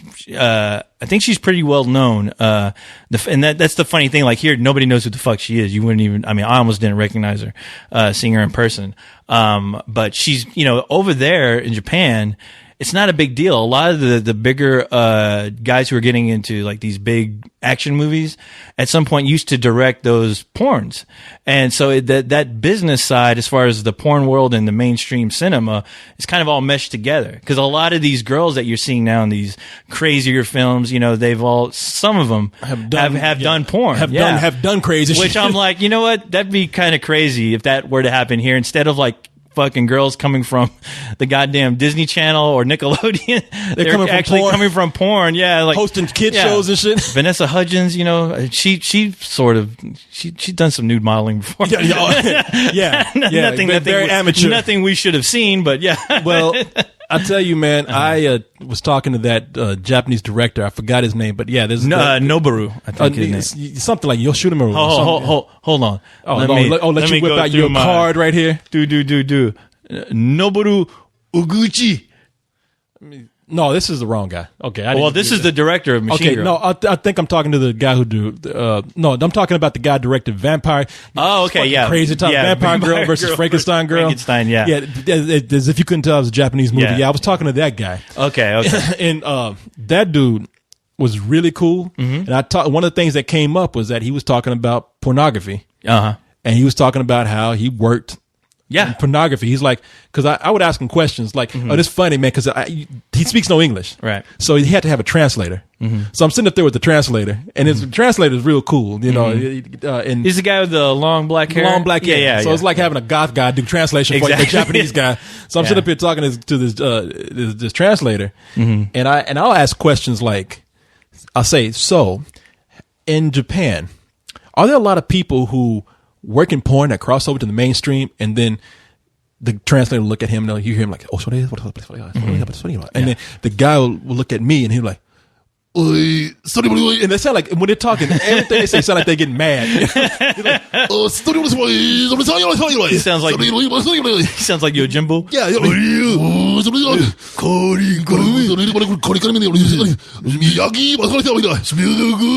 And the translator turns back and looks at me and he's like, yes. Like two blackface. Yes, porno girls, they love mainstream. It's very good to be interviewed by blackface. Well, he told me. He said through the translator. He said, "Did you see the movie?" And I said, "No, I didn't." He's like, "Well, I would like for you to see the movie because I would like to get your reaction on something." Oh, and I was like, "What it is?" And I hear this. I hear him say, I do hear this. I hear like, blackface. I'm like, blackface? What the fuck? And the translator turns to me. It's like, there is a subculture of girls over there who are very extreme. Right. And they're very extreme in their depiction of black people. And they color themselves in blackface, put on big kinky wigs. And if you thought wiggers were bad, this takes it to a whole nother level. Wiggers ain't got none. And then on top of that, they wear big lips. Yeah. And so he wanted to ask me, he said, how do you feel about that? I was like, well, I haven't seen the movie, but I'm listening to you. Like, I wonder if you sitting over there calling me all kind of racial things. And I was like, I'm saying, from your description, I said, yeah, I mean, I would normally be offended unless there's a reason for it. And he told me in his movie, he said, yeah, I wanted to kind of show how over the top these girls are and kind of make fun of that. Poke fun of it, yeah. He's like kind of make a point. Because you could tell, because Antonio, he sent me a video, and I don't know why I never brought it up, but it was of this, the subculture. It's called Gangaroo. Gangaroo, yeah. Yeah, and it's these girls who they're very into the black culture, the American black culture, and where they dress up like like who they see on TV, but at the same time they paint their faces and their body. And they don't know how offensive that is to us, so they do it. Because to them it's very cool. I mean, it's very hip and cool to be black. Well, that's what they think they're doing it as a compliment. Exactly, yeah. And so I asked him about that. I was like, is this something that they're making fun of? Is it a compliment? He's like, they love the black culture, but they think that they're actually saying nice things about it. They don't know the image that they're putting out there is historically bad in America. Right. And so I asked him, I said, so you're not over there, like talking about, nigga, He's like, no, I'm not. He said, no, I'm not doing it. You worried about that. I was mad. I was like, what the fuck you saying? No. Yeah. And so I said, well, if I were to go over to Japan, I was like, so would people be upset that I'm there? Would they actually be cool? And he's like, no, they love black men in Japan, because I hear different things, like some people who are really I don't know what they would have against Japan, but for some reason they hear things about Japan, they take it as Japanese culture and society is very racist. I know that they have some issues with immigration, right? But I think with Koreans coming over there or something, I know the history, so don't get me what's going over there right now, the politics. So don't get me started on that. I might be wrong, but I think they have problems with immigration, so a lot of people take that as racism. And then now you put in this Gongaru trend that's going on, and I can see how people would think like, oh, they really don't like black people. But no, he was like, look, no, he said, you go to Japan. You do very well there. Yeah. he said you'll be king. You King Kong. Wait, you call me King Kong? What? Like they pulling me over there in chains and shit. King Kong. I'm coming up. Yeah, the moment I step off the man. Yeah, the moment I step off the plane, and turns on the scene from Godzilla. They're running. Dun dun dun dun. Black man versus Ultraman. I think you're a threat to the city. Threat to all the women. Tubuku. Yeah, Tubuku. He said, no, you do very well. No, he said, no, you go over there. He said, do well. I said, man, let me go back in your bag. Pack me up in your bag and let me go. I said, I want to go. And I think, man, I really do want to go to Japan. There's what's the member that we got one very active Japanese Spill member. Yeah. But what you said, I should not say his name. No, you're right. Go ahead. And he already said, like, if you want to come over here and hang out, I'm like, because I want to just go see Japan. I mean, I'm trying to see a lot of places. No, that'd be great. I mean, I have a buddy that goes. Well, his wife. Oh, his wife. I know he's Japanese. Yeah, so he'll go once every year, every once in a while, and Otaku, I think is his name. He said it's incredible. I mean, it's just beautiful, and it's everyone should see it at least once. Even though he got caught in an earthquake one time, he said that wasn't too cool. So, but no, I've always wanted to go. I mean, it's it's expensive like everything else. So, yeah, no, it ain't like getting on a Greyhound going down the street and shit. No, I'm up here talking about I want to go to Japan. I'm it'd be nice. Drive to Waco next week or something. Yeah, nice place to visit. Let me see if I can find this guy's name because I've talked to him before. I brought the schedule here, the book. Well, I'm not talking about the director. I'm talking about the Spill member's name. Oh, that dude. Okay. But yeah. Oh, but anyway, real quick while you're looking through that, I watched it. I saw the movie. It's fucking ridiculous. It's what, Vampire Girl versus Frankenstein Girl? Yeah, it's pretty insane. With a name like that, I thought it was like a drama. No, it was a very serious drama. No, but the scene that he was talking about, they do take it to an extreme where they have like 4 characters. Who are basically painted up in prosthetics and they're painted up along with prosthetics. One of the girls looks like fucking Joe Jackson, fucking who after getting Michael Jackson's dad. Yeah, this girl looks like Michael Jackson's dad after getting stung by a bunch of bees. Oh, you talk about you know what it looked like? It looked like that old fucking show Spitting Image, the puppets. Those puppets. Yeah, if somebody were to make Joe Jackson into a Spitting Image character.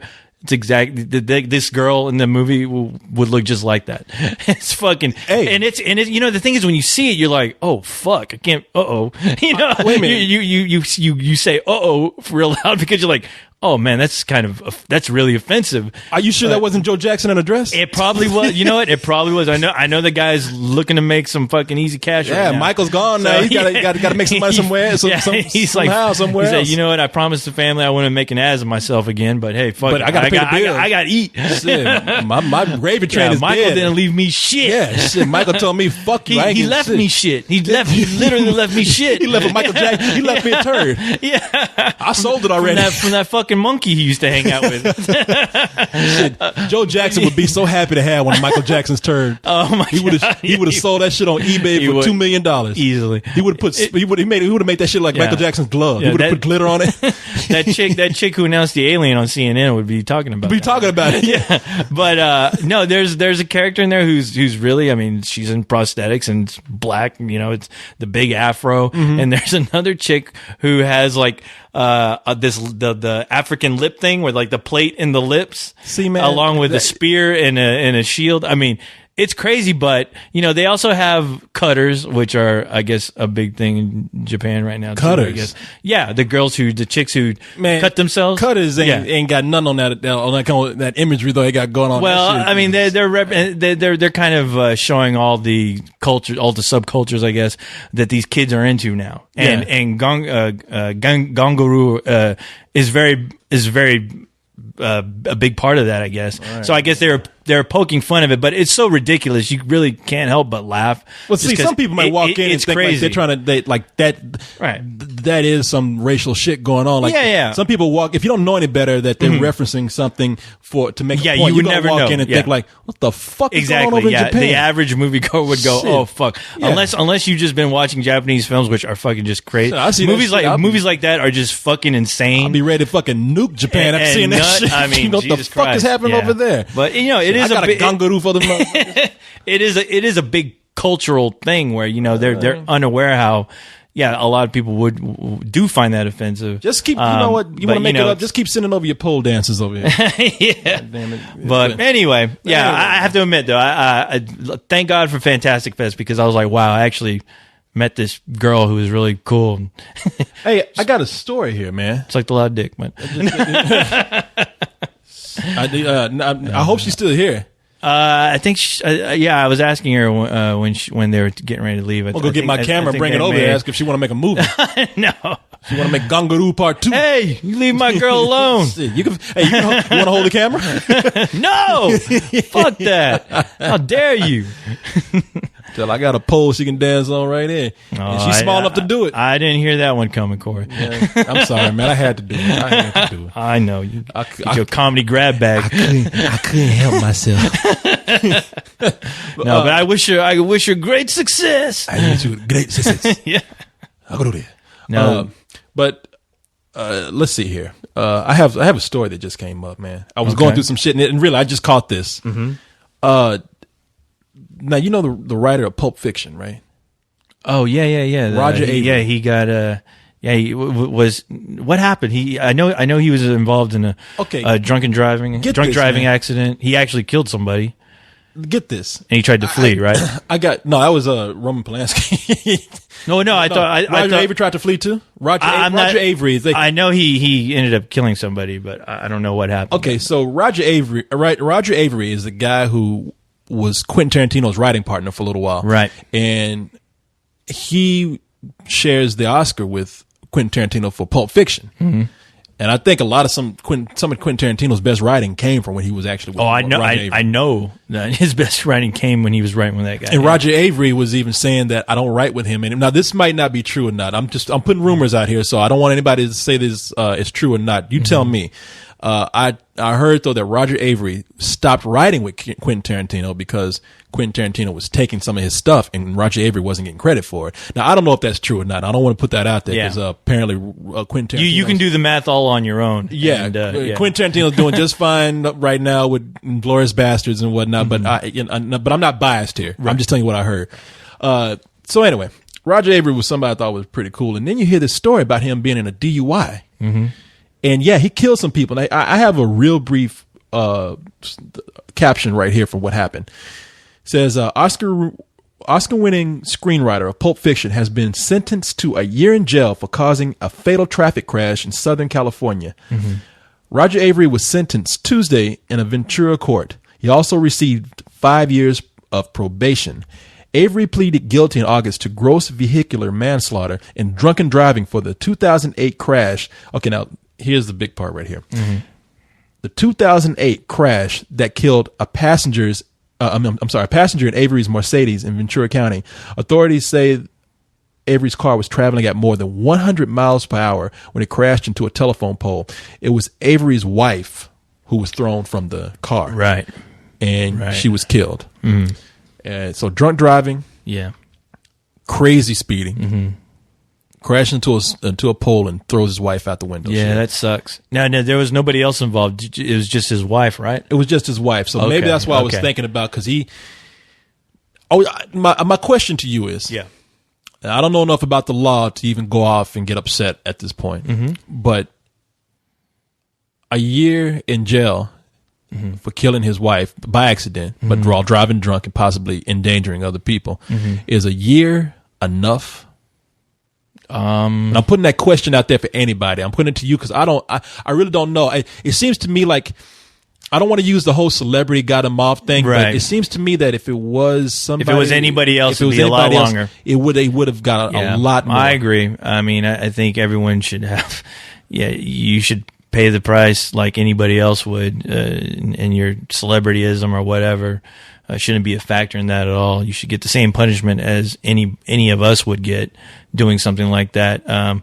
But at the same time, it involving his wife, he's going to be in prison for the rest of his life, as far as his mind goes. If he really that's what I'm wondering. If he really cared about his wife, which I'm sure he did, but then again, I'd be curious if she was drunk too, or what the deal was with that. And there's the other thing. Not to point fingers at all, but it's just, people, I've seen it plenty of times where couples are having a good time. You don't know who's really fucked up and who's not, and they just take off in a car, and you're hoping to God they this get fool home. Was driving 100 miles per hour. Yeah, and I don't know what you got to be doing to be. I don't know where you got to be driving that fucking fast. Yeah. Even when Batman's going after the Joker in the Batmobile, he's like, I got to slow this down. He's at least doing 80. He has to think about other people. But then again, he's not drunk, so. But I'm just saying, 100. Well, like really, yeah. What did your foot get drunk too and just mashed out on the fucking the gas pedal? I mean, that's crazy. Like, that's the crazy. Fuck is going on when you driving 100 miles per hour while you were fucking drunk? Fucking, I imagine it must look like Speed Racer. Yeah, exactly. She just blurring by beautiful colors and everything's happy. Yeah, yeah. Shit, he thought he was in a race, and then fucking reality hits you. Yeah, yeah. Shit, he thought he was trying to go for the finish line. Yeah.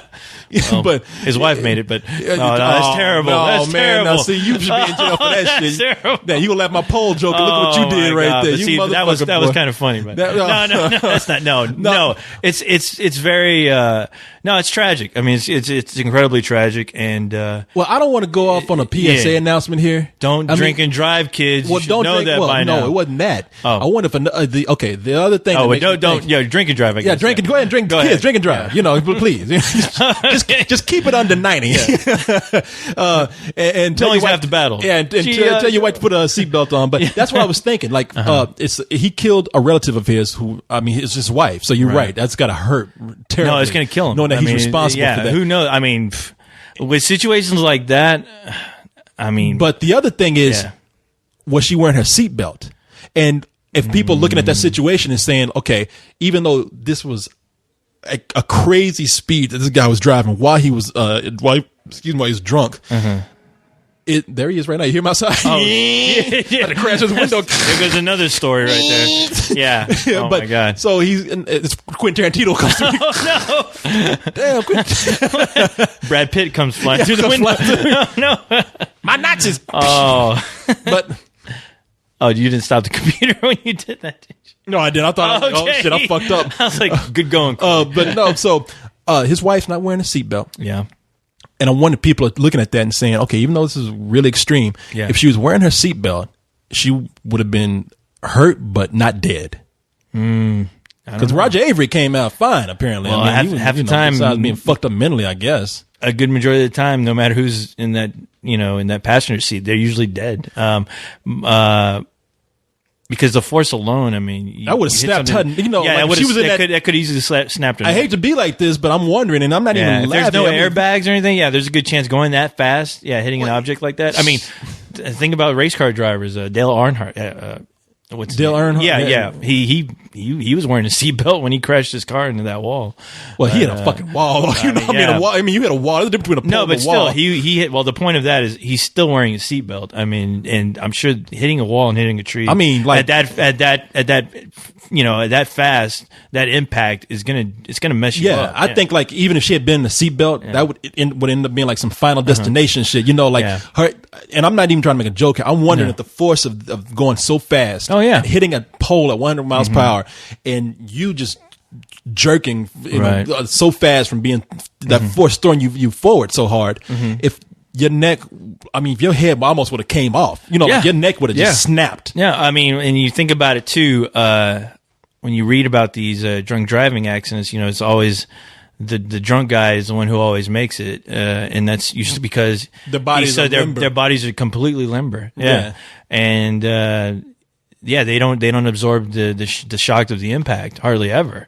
But yeah, it's hard to say, and that's that case that would be tough. But I mean, why he got only a year? I'm a little curious about that. I'm also curious about what would be the usual sentencing. That's what I wanted people to say. I was going to say, I don't know what other cases have been like for this, and I wanted to get people to, it's late. I'm not gonna look it up because I ain't doing the research the time of night. Shit, you still got movies. What to I look see. like, goddamn Perry Mason up here and shit. Yeah, I know. But we're not gonna solve this one. Yeah, exactly. I think it's already been dealt with. Why is Corey Coleman and Co-host 3000 trying to reopen this case? Yeah. You've already. I'm coming up here. You missed something here. Like I'm going to extreme. I'm coming up here dressed like a judge. I got like one of those British Parliament wigs on and shit.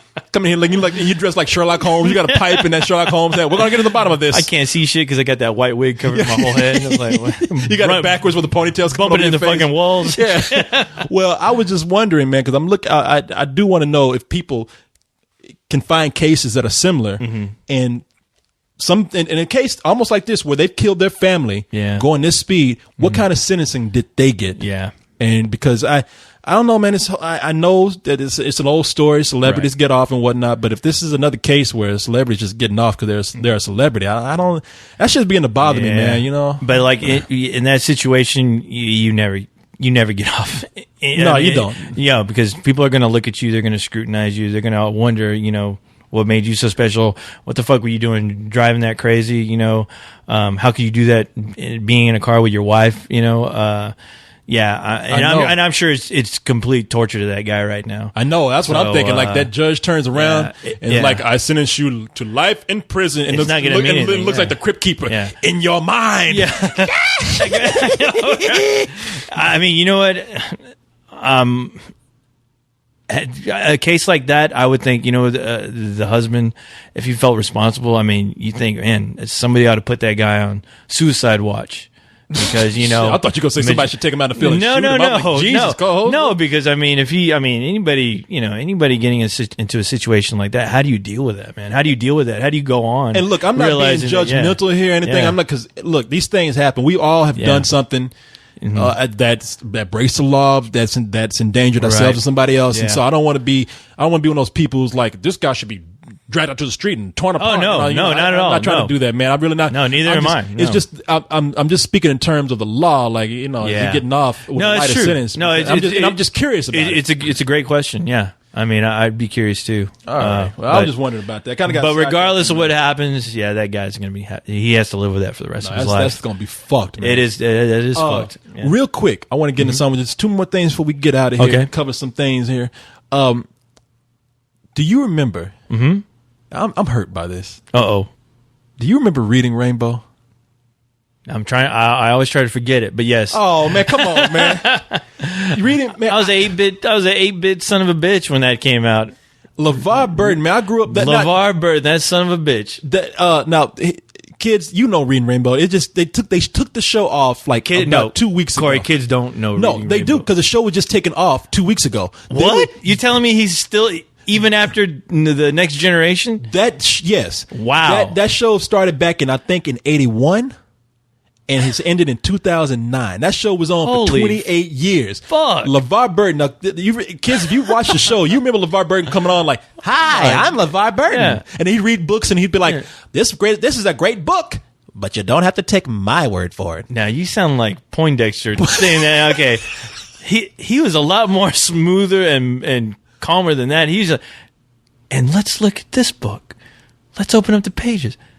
Wow, a whole world is waiting for you. Now you sound like a child molester. Look, now look, children, why don't you step into my van and we'll go and ride on the Reading Rainbow together. Hey, you and I. That's why he never got kids into his van, because he's like because most child molesters are like, "Hey kid, you want some candy?" And the kid's like, "Yeah," but he's like, "I got video games." But he was like, "Hey kids, you want to read some books?" Books? The fuck out of here. Books are power. Yeah. Hey kids, you want to get on my van and read some books? And he always opened up that read fucking some books with you.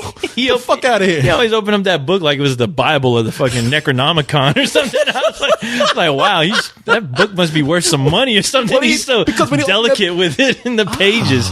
Well, when he opened it up, it had a fucking rainbow in it. Well, you'd be that way too. Another page full of wonder. And excitement. Yeah. Shit, if you were opening that book and a rainbow popped out, you'd be because he was probably high as a motherfucker. I'm seeing rainbows in books. No, any book I'd be opening, hopefully it'd be Asami naked. Man, let me tell you though, LeVar Burton, kids, you know LeVar Burton from Reading Rainbow. Kids today, but because he ain't really done anything since Star. But because now older kids know him from Star Trek Generations, where he had like that comb over his eyes. What's his name? Geordi. Okay. Jordan LaForge. I was about to say Geordi Verrill, but from Creep Show. You remember Geordi Verrill? You little kid. Oh, you done it again, Geordi. But no, he was the blind guy with the visor, which was nothing but one of those hair combs girls put in their head. Yeah. They got that shit from Target and painted it gold. You got that shit from Spencer's Gifts. Yeah, they got all this CG and shit going on in this show, and they can't even give him a proper looking visor. They went to a beauty shop and got like, we need something quick. Just buy that fucking comb. That looks like it can work. Paint that shit gold. It's the future. Yeah, he looks like he's in a flock of seagulls. I don't get it. And I ran, but you don't have to take my word for it. But no, but older people remember him from LeVar Burton from Roots. Yeah, you know what? It's funny. Kunta Kinte. Every time I go to the video store, that fucking DVD is always like right in my face, and Roots, and you see like the Reading Rainbow. All I think is, look, it's Reading Rainbow with handcuffs. He's looking at me like he wants me to unlock those handcuffs or something. Yeah. I don't know what to do. Should I rent it, or I don't know? It's like kids are going and looking at that and like, why is the Reading Rainbow man in chains? I know. It's like, somebody help that guy out. He looks like kids like, goddamn, what book did he read that they had to chain his ass up? I mean, that picture literally says "help me." If you look up "help me" in the dictionary on the internet, it's gonna have a picture of LeVar. It's got Kunta Kinte. Oh, Kunta Kinte.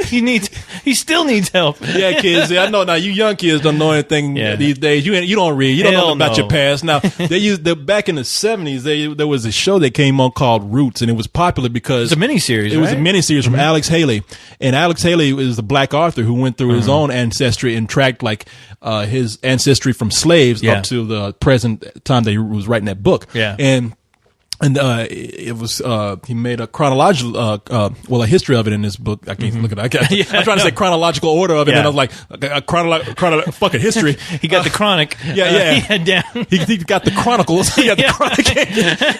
He helped Dr. Dre with his album after he wrote Roots. The soundtrack for Roots was made by Dr. Dre. The Chronic Part 3, Roots.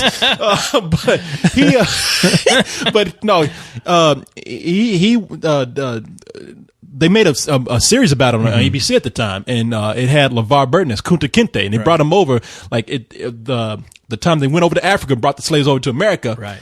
And one of those things involved like bringing people over and having them change their name and to get rid of their African names. Right. And I remember LeVar Burton, kids, you need to see this because you're really going to be freaked out. You're going to be like, why are they beating up on the Reading Rainbow Man? Because he gets the fuck beat out of him because he comes over, he wants to keep his name Kunta Kinte. Yeah. Yeah, LeVar Burton plays one of the slaves in the movies brought over. I mean, what else is he going to play? Not Jordy. Not yet. Not yet. It'd be funny they did a Star Trek episode where they go back in time. And it's Jordy. Like looking at Kunta Kinte. He's like, what? It's me. I think they did that on Dave Chappelle already, but he goes back. He gets his real roots, Jordy. Yeah. He comes from Kunta Kinte. No shit. But no, so they bring over Kunta Kinte in chains, and they sell him. They put in order to sell him, they had to give him another name, and they gave him the name Toby, and they tell him your name's Toby, right? And he's like Kunta Kinte, Toby, and he's like Kunta Kinte, and it gets to a point they beat him so bad that Whip is like Toby. Fuck it, okay, it's Toby. Shit, that shit hurts. Okay, you got me. I guess that has to be like a real famous scene because I was only aware of that until I watched Dave Chappelle where they were making fun of that. There was like they were showing like bloopers. It was a skit about them filming Roots, and it was like he's like, no, your name is Toby. He's like Kunta Kinte, and then I guess the guy actually hits him, and Dave Chappelle turns around like, yo man, what the fuck, Bill? What the fuck, man? You hit me? What if I fucking hit your ass with that, huh? He's like, I'm just fucking with you, man. It's like the Benny Hill music comes on. Come on, man. He goes back and he gets in the position. Okay. Take 5. Yeah. No, man. It's there was even one part where they cut off a guy's foot because he was trying to run. They cut off half his foot so he can't run as fast. Yeah, it was a fucked up series, man. I always want to rent it. But just like it's looking at that DVD, I'm like, it's like renting a really long version of Schindler's List or something. I'm like, do I really want to see this? I'm very aware of what happened. Cracking up with that box. It's almost like LeVar Burton is looking out from the box, like, take me out this movie. He's like, please get me the fuck out of this goddamn video store. Yeah, take me out the box. Help me, hit me. Fuck Toby, rent me, please, rent me, please. But yeah, so and now and it was funny because I saw LeVar Burton in another movie. I was like, does this guy only play people that are that can't talk and get beat up? Because since he was from Africa, he couldn't really talk that well. Oh, really? Yeah, because he came over, he couldn't talk English that well because he's from Africa. And then LeVar Burton was in another movie called Dummy. I mean, I was like, first of all, like, can you imagine getting a script for Dummy? It's like, so who am I? You're the dummy. I'm the lead character in a movie called Dummy. Okay. I keep thinking that's like a horror movie, but oh, you think I've been ventriloquist dummy? Yeah, no, I'm talking about they call this dude Dummy in this movie because they thought he was dumb. They thought he was a dumbass. Yeah, they called what a great role. Yeah, no, LeVar Burton. Well, the role was he played a guy who he was mute. Yeah. And he couldn't talk, and I don't even think he knew sign language, but he was a hard worker. And I get this, and since he couldn't talk, and I guess he didn't have a great education either. The system just failed him because of his handicap. Yeah. So, but the thing is, he was a hard worker, so he worked on construction sites, and when he got the money. He would rent hookers. So, who wouldn't? Like he would do it right on the lunch break. Like he would like. Oh, really? During lunch? Now, if I remember, doesn't Leon do that? Didn't he do that during your break for the last? Let's do this. No, for the last, let's do this. He's like, I'll be back. Take 5. Like, I'm gonna go up to the whipping. I'm gonna go to the whipping. I'm gonna go down here. See what's. I'm gonna do some window shopping. He's on the bridge somewhere getting a hand job. All right, I'm ready to record. Ooh, refreshing. Yeah. Ooh. That's why he's always so smooth. Yeah. Oh, where were we? So chill. He's like our very own LeVar. I'm relaxed. We should call him Reading Rainbow now instead of the spoiler. We'll call him Reading Rainbow. Call him Dummy. Call him Dummy after that. We'll go each year. It's like the spoiler, the dummy, reading Rainbow.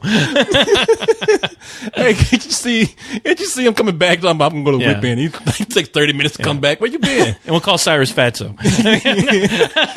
Leon coming in. I feel so good now. Voices are mellow. Where were we? But they did do that. Like, they show him going, like, behind an alley or going into a truck or something, and he come out and they show the hooker coming out because they like, well, what is he doing in spare time? Man, like, well, he fucks hookers. And look at it, he's coming out. That's kind of how that happens. That's how that whole thing works. what else is he gonna do? So he comes out plucking in his shirt and shit, and then they got this music playing, feeling good, feeling good, feeling good, and they show the girl walking off. But what happens is he gets accused of killing someone. I think of killing a woman. And it's all about these people who try to help him because they think that he's biased, that the system is biased against him because, well, he has this habit of going and getting women. Right. And he can't really defend himself. And plus people already think he's dangerous because he can't talk. And he ends up going to jail for a little while and ends up like getting beat up by people. I'm just like, God. Jesus, does this guy play anything other than like somebody who can't talk or gets his ass kicked all the time? Hey, hello, agent. Yeah, you got any scripts where I get the shit beaten out of me? No? Well, keep a looking. Yeah.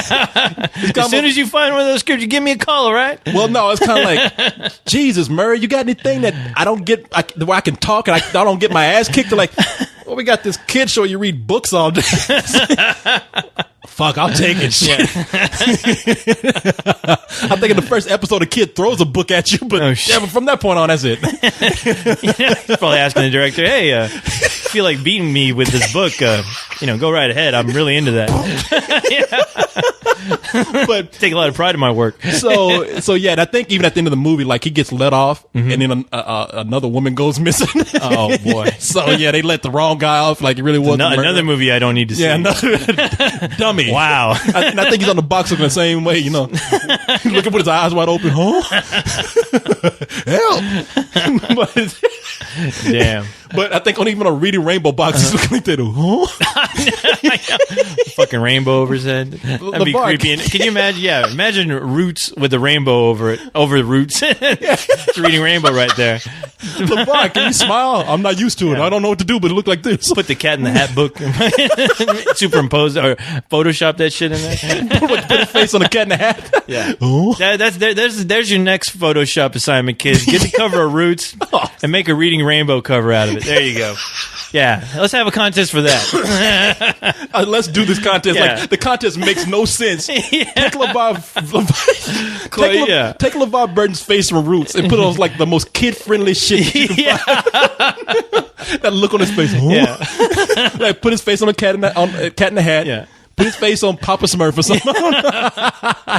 But so now he's in Reading Rainbow, and he comes on Reading Rainbow, man, and I swear this dude has gotten younger through the years because he's gotten a little bit bigger. He's filled out a little bit more. But like when he first came on Reading Rainbow, it looked like he just stepped off the set of Roots and just put on some nice clothes because he's all greasy and he's got got a nappy afro going everywhere. He got like that was a style back then, Corey. I guess it was. He's got like this. You should know that. Yeah, you were around that time. I was around that. Yeah, that was back in the 1800s for Roots. You and your Fat Albert lunch pail. I thought you were going to tell me he looked like Fred Sanford at the end of Reading Rainbow. I was like, I haven't seen that guy do. No, any he of got those, younger, man. He got smoother and younger. Like he came on, and I think he even like tried to like have to show like, hey, look, I'm a little cool. He tried to have a mustache. Really, that mustache looked bad. And so throughout the years, like he's gotten more cleaned up and got like a nice haircut and oh shit and wearing earrings and shit and like is that where you get it from? Yeah, that's my hero LeVar Burton. He's got like took off that little ratty mustache and actually grew like nice facial hair and shit. And even like in the 80s, he even went through like that phase where he had the box cut with the Jerry curl juice in it. That's what I sort of remember. That's the last time seeing him. That's what I remember. Where he was like, the big box cut and the ridiculous big ass sweaters with the crazy designs on them. Yeah, exactly. Yeah, he looked like a cross between fucking Cameo and Bill Cosby. He looked like he should be in a PM Dawn or something. Yeah, he looked like a cross between Bobby Brown and Bill Cosby. Yeah, there you go. But but throughout the years, he just look like just better, man. Yeah. Looking like it's almost like he's getting younger or something. But damn, yeah, I was like really almost 30 years. This fool has been on Reading Rainbow and looks like he did back then, except like with nicer clothes and a nice haircut. Just be buying plenty of that oil of Olay. Yeah, I'm telling you, that dude, cocoa butter works wonders for your skin, Corey. Shit, that motherfucker's drinking goat blood. Goes to look at like when he leaves a set, he's like, okay, kid, see ya. He gets back there and there's a goat like, please, no, Goatsy. Yeah, Goatsy's he's like, oh shit. Yeah, I hate to do this, but I gotta keep looking young. No, suck the life out of you, goat. He's telling that goat like, I'm sorry, but I have to sacrifice you to Satan. But you don't have to take my word for it. Oh my God! Did you just write that down? I did, man. I've been waiting to say that all night. Is that what you were doing before we started? I was in my notebook. I noticed joke dash LeVar reading Rainbow. Somebody him drinking blood. Oh, and here's a good part. Goat. He tells the goat, I got to drink your blood, but kids like the goat. He can say when he says on Read Rainbow, you don't have to take my word for it. Yeah. Oh, this you don't have to take my word. I can't wait to say this. You don't have to take my word. Genius. Yes. People see that. People recognize that. Man, co-host is gonna love this. Yo, shit. man, I can't wait to tell him. He's gonna get his laugh on. Can't wait to start the show. It's gonna be a good show. It all hinges on this joke too. Yeah. Best part of the show. I hope he doesn't make any ridiculous jokes about it. Roger Avery's wife going through the window. I know. That's tasteless. That's terrible. But man, kids, I do feel bad about that joke. No, you don't. That's awful. But and I'm really upset that the show's gone off because even like what you call it, LeVar Burton was kind of like, what? He's like, I'm what? Are you kidding me? He's like, I thought this show was gonna go on forever. What did they fire him? Wait, what are you telling me? Did they fire him on the show right there while they were recording? And you? That's what you made. That's what you while made he was reading. Like, Yeah, they start moving. Like, hey, LeVar, it's the last show. What? What? How? But this is Reading Rainbow. Yeah, he's got a book in his hand and he's in front of a bunch of kids and he's like, what the fuck? Rainbows are forever. Yeah. Not this one, LeVar. You can't cancel this show. Yo, fuck, you know who I am? Yeah. I'm Jordy from Star Trek. Canceling the show is like canceling Christmas. I was going to get there, motherfucker. No, it was cool because he used to go out and he used to do all kind of, it wasn't like he just read books. Yeah. He used to go out and do all kind of stuff and like, walk around. Yeah, he did walk around. Go outside. He'd open a door and close a door. Yes. I think he was in Paranormal Activity. That was LeVar Burton. No, he was but he'd do all these activities like he'd take you to like show you what it's like to go skydiving on a hot air balloon. Oh, that's right. You're right about that. You go to other countries to go to festivals and shit. And it was like take you to the milk factory. Yeah, he did all kind of shit. Man, it was cool. Anything they could find. Anything they could find him to do. Just something different. And yeah, he always acted like so interested in what was going on. Oh, so the milk gets processed, pasteurized, and it goes through this tube into this bottle and right on my front doorstep. What? Wow. He's like, you mean to tell me that this white stuff comes out of this animal right here? It's called a cow, LeVar. Wow. Thank you, Julie, for showing that. I think I have a book about it. And thank you for making sure milk gets to my house. What a gal. Wow. Wow-a-wee-wa. And you know what? He'd be reading books that day. Yeah. It had nothing to do with milk. Nothing at all. He'd be like, taking milk from this cow reminds me of something. Birds. That's right, LeVar. Yeah. Let me tell you. What? You know, birds are like cows. Being in this cheese factory reminds me of something. Cars. And it's like, what the fuck you talking about, man? And cars are very similar to cheese. Let's read a book about it. That's right, LeVar. These people who I don't know if they were given scripts or what, but it always seemed very strange. I'm like, is this fucking Mr. Rogers' neighborhood that these guys are hanging out in or what? Because people aren't that fucking cool. The factories don't look that clean. Yeah, exactly. Yeah, they clean that in my shit up. neighborhood. Yeah. It's almost like they were just driving around. It was like, you're going to read these books. The most rural part of the country. Yeah. Look, we got a book no about crime. Yeah. Oh, yeah. They almost like where they be scared to have a black man around there. They made sure nobody was going to be in the background going, hey, look at me, I'm on TV. Oh, yeah. I be in shit like bunch of rednecks out there trying to hang LeVar Burton and shit. I'm hanging out with Coach Kinte. I'm on TV. You know, it's almost like they were drinking. You a Kunta Kinte? Yeah. Your name is Kunta Kinte. No, that'd be funny. It'd be funny. My name is LeVar. No, it'd be funny. He walked on these rednecks and he'd be like, hey, he's like, you remember me? I was Kunta Kinte. You were Kunta Kinte. And he's like, yeah. Your name's Toby. Your name's Toby. Fuck you. No, it was almost like they were driving around. And they're like, we got a book on dragons. Yeah. But we need to talk about some shit. Pull over to this cheese factory and see if they let us come in and talk for a little while. But what's that got to do with dragons? Look, we just got to talk about some shit. Fuck hey, it, look, I think this is the egg factory. Yeah, exactly. Shit, make it happen. Shit, you want to talk about cheese and read this fucking book and shut up. That's what we pay you for. But it was a show. The reason why I took it off because they couldn't get funding anymore. Right. It's PBS, right? Yeah, PBS pulled their funding because they said kids learn from cognitive learning. Like actually, it wasn't teaching kids how to read. Right. It was teaching kids.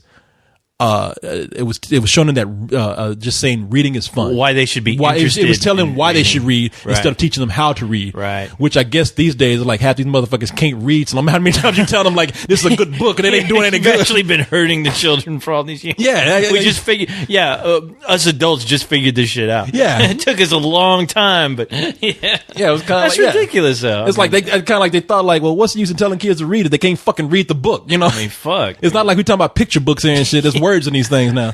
But why do I think they should cancel Sesame Street too? Because I know that's what I didn't learn shit from watching that show. Yeah, you just thought, man, look at these puppets are fucked up. Yeah, doing some crazy shit. Yeah, no. What the fuck? What does that got to do with learning? You know what I learned from Sesame Street?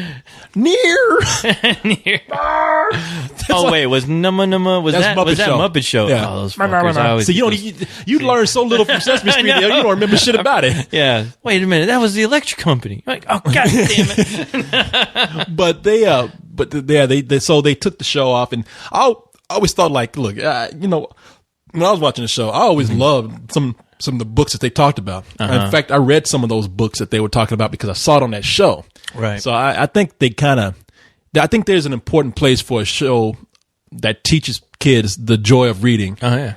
Almost to inspire them to want to read. And want to read good books. So I kind of disagree with what they're saying, but I disagree too. Yeah, I don't do research on education. I don't know. I'm not an educator, so I don't know. Yeah. I don't. Yeah, shit. If anything, you bring a kid with me, he's gonna walk out 10 times dumber than he walked in. I'll educate the kids on Asami before I educate them on anything else. You know what kids learn from us? They learn fuck your thoughts. Yeah, exactly. Get to the chopper. I mean, it's funny. LeVar Burton getting pulled, but two of us are sitting up here teaching kids fuck your thoughts. Where's the justice in the world? Yeah, and it'd be sad if we had a bigger audience. I know. We had a big audience. I think this world would be destroyed. Yes, no, I'd have to kill myself. But what have I done? But of course, the thing that people remember most from reading Rainbow. Oh, you're gonna make me cry. Is that man? And I gotta do it. Hold on, real quick. You can't ever talk about reading Rainbow without singing that theme song. I mean, that theme song was classic. I mean, what kid did not ever sing this song? I know all the words to it, too. I tell you what, I never sang that fucking song. I sang that fucking song. Well, hold on. Let's listen. In memory of reading Rainbow, I think 1981, I'm not sure, 1981 to 2009, 28 glorious years. I think that you deserve more, but I don't make that decision. And sadly, there will be no more, at least not with LeVar Burton. No. Because LeVar, wouldn't it be fucked if they fucking brought that show back with somebody else? They canceled it just to get him off. Fucking yeah, they fucking throw Elmo in there. They bring it back. That'd be a big. They bring it back. They bring it back as Dave Chappelle. Now that I would watch. I'm sorry, but LeVar, people love Dave. The ratings will just skyrocket. He's hilarious. That's news. But yeah, in memory of reading Rainbow, we got to play the theme song. Kids, if you know it, adults, if you know it, don't hesitate. Sing along. Feel free. In memory of reading Rainbow and LeVar Burton. And Roots. And Kunta Kinte. And Kunta Kinte. Toby. In memory of Toby. Here we go. Oh, boy. I'm going to sing along, man. Butterfly in the sky. I can go twice as high. Take a look. It's in a book. A reading rainbow.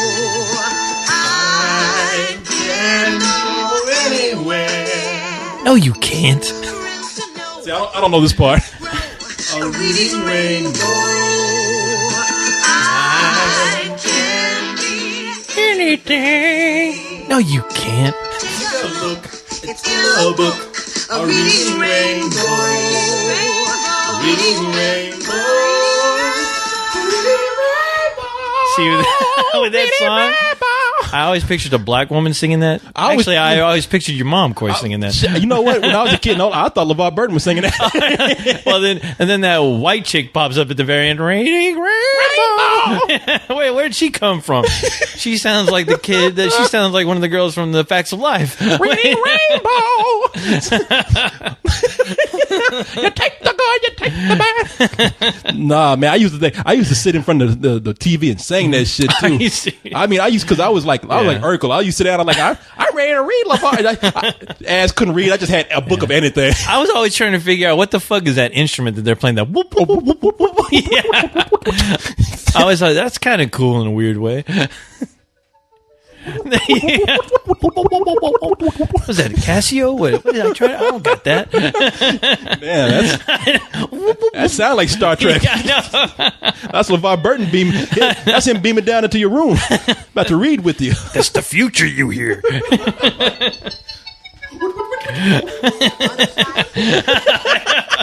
That's all. Whenever that song came on, that's all I thought. What the fuck kind of instrument is that? I need to get me one of those. I want to do my own version of Reading Rainbow. Read a book. It's in the book. Reading Rainbow. Just making up words.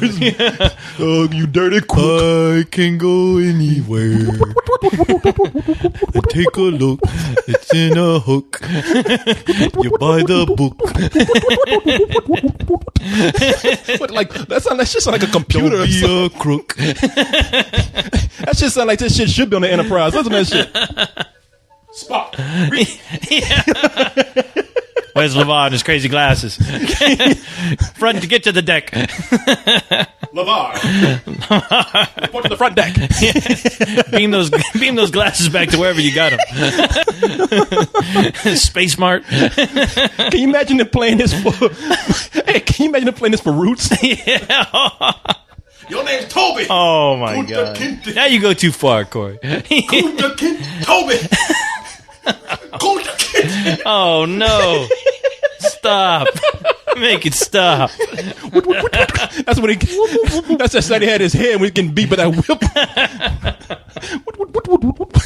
Losing consciousness. I'm about to lose consciousness right now. I'm sorry. Okay. Okay. In memory, well, I used to sit in front of that TV with anything. I used to have a phone book, ready to read. Ass couldn't read anything. I'm acting like I'm reading with him.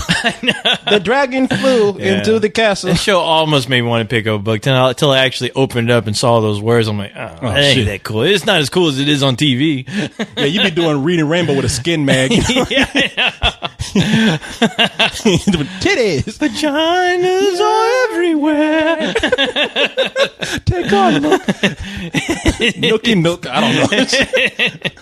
Yeah, you can't get too perverted with no, that you song. can't. I don't even want to, man. Treat that song right. God damn it. All right. Last thing we're going to do here, talk about, and you got to look at this. Okay. This is going to crack you up. I'm a-looking. Let me see if I can find it here. Did I turn? Oh, here it is. Uh-oh. Man, okay. Look at this shit. Come over here. Get over here. Okay. Look at this. It's a giant slide. Okay. At a children's playground or something. I don't know. It's at a party or something, but someone rented it's this giant inflatable slide. That slide kind of looks real phallic right now. Oh, you think it does? Okay. Watch this. And okay. And if the video doesn't make you laugh, the music had me laughing. Okay.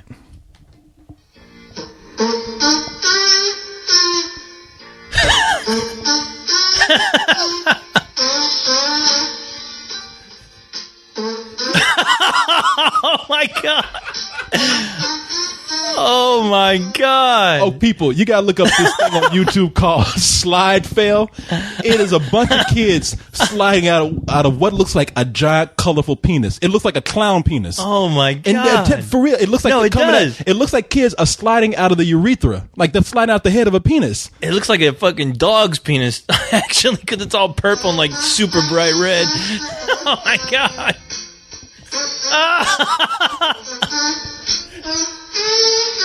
These kids just keep popping out of it, man. They just keep coming out. Oh my god. And all these parents are around there just looking like nothing's wrong. I love how they're using Queen. But it's Queen with somebody playing it with their armpits. Sounds like a kazoo.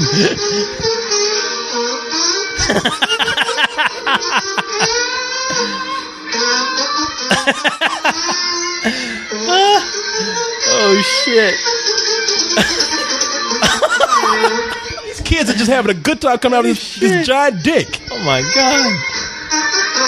Oh, okay, wait a minute. Now, forget about the video. It's kids coming out of a giant dick, and it doesn't get old. It gets funny. And all these parents are around just looking like nothing is wrong.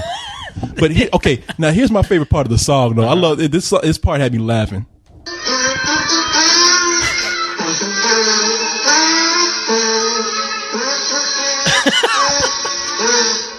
Uh-oh.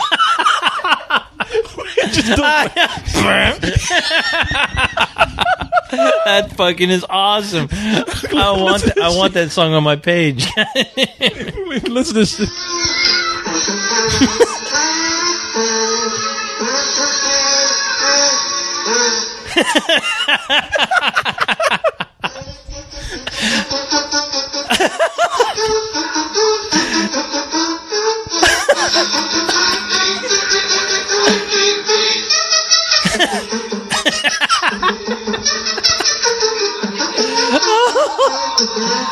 Oh shit.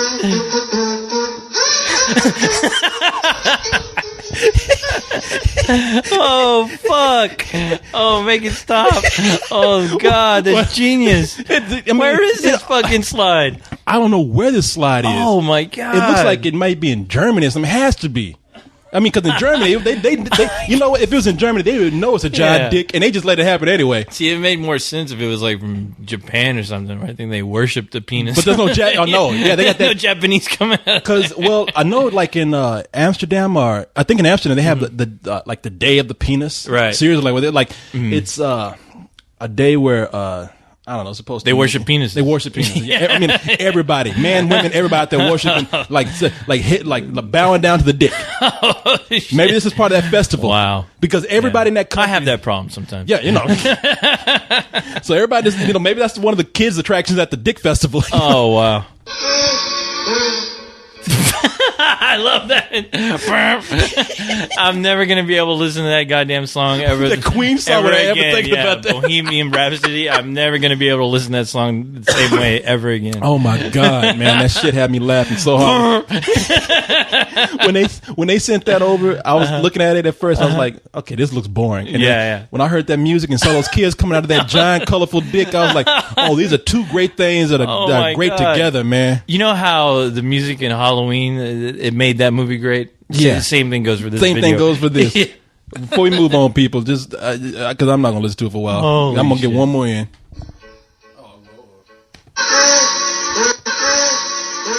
I'm doing a remix. You're doing a remix. Corey Coleman remix.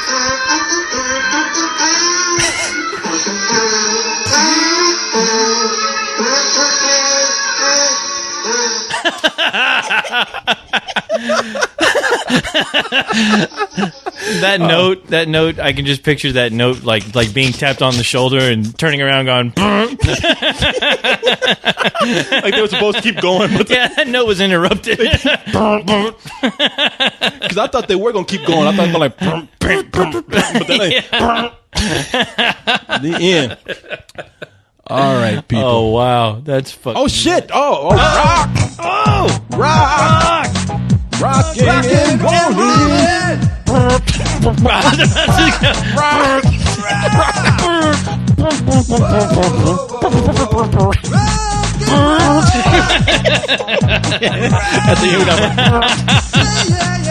Now I'm curious, what the fuck instrument was that?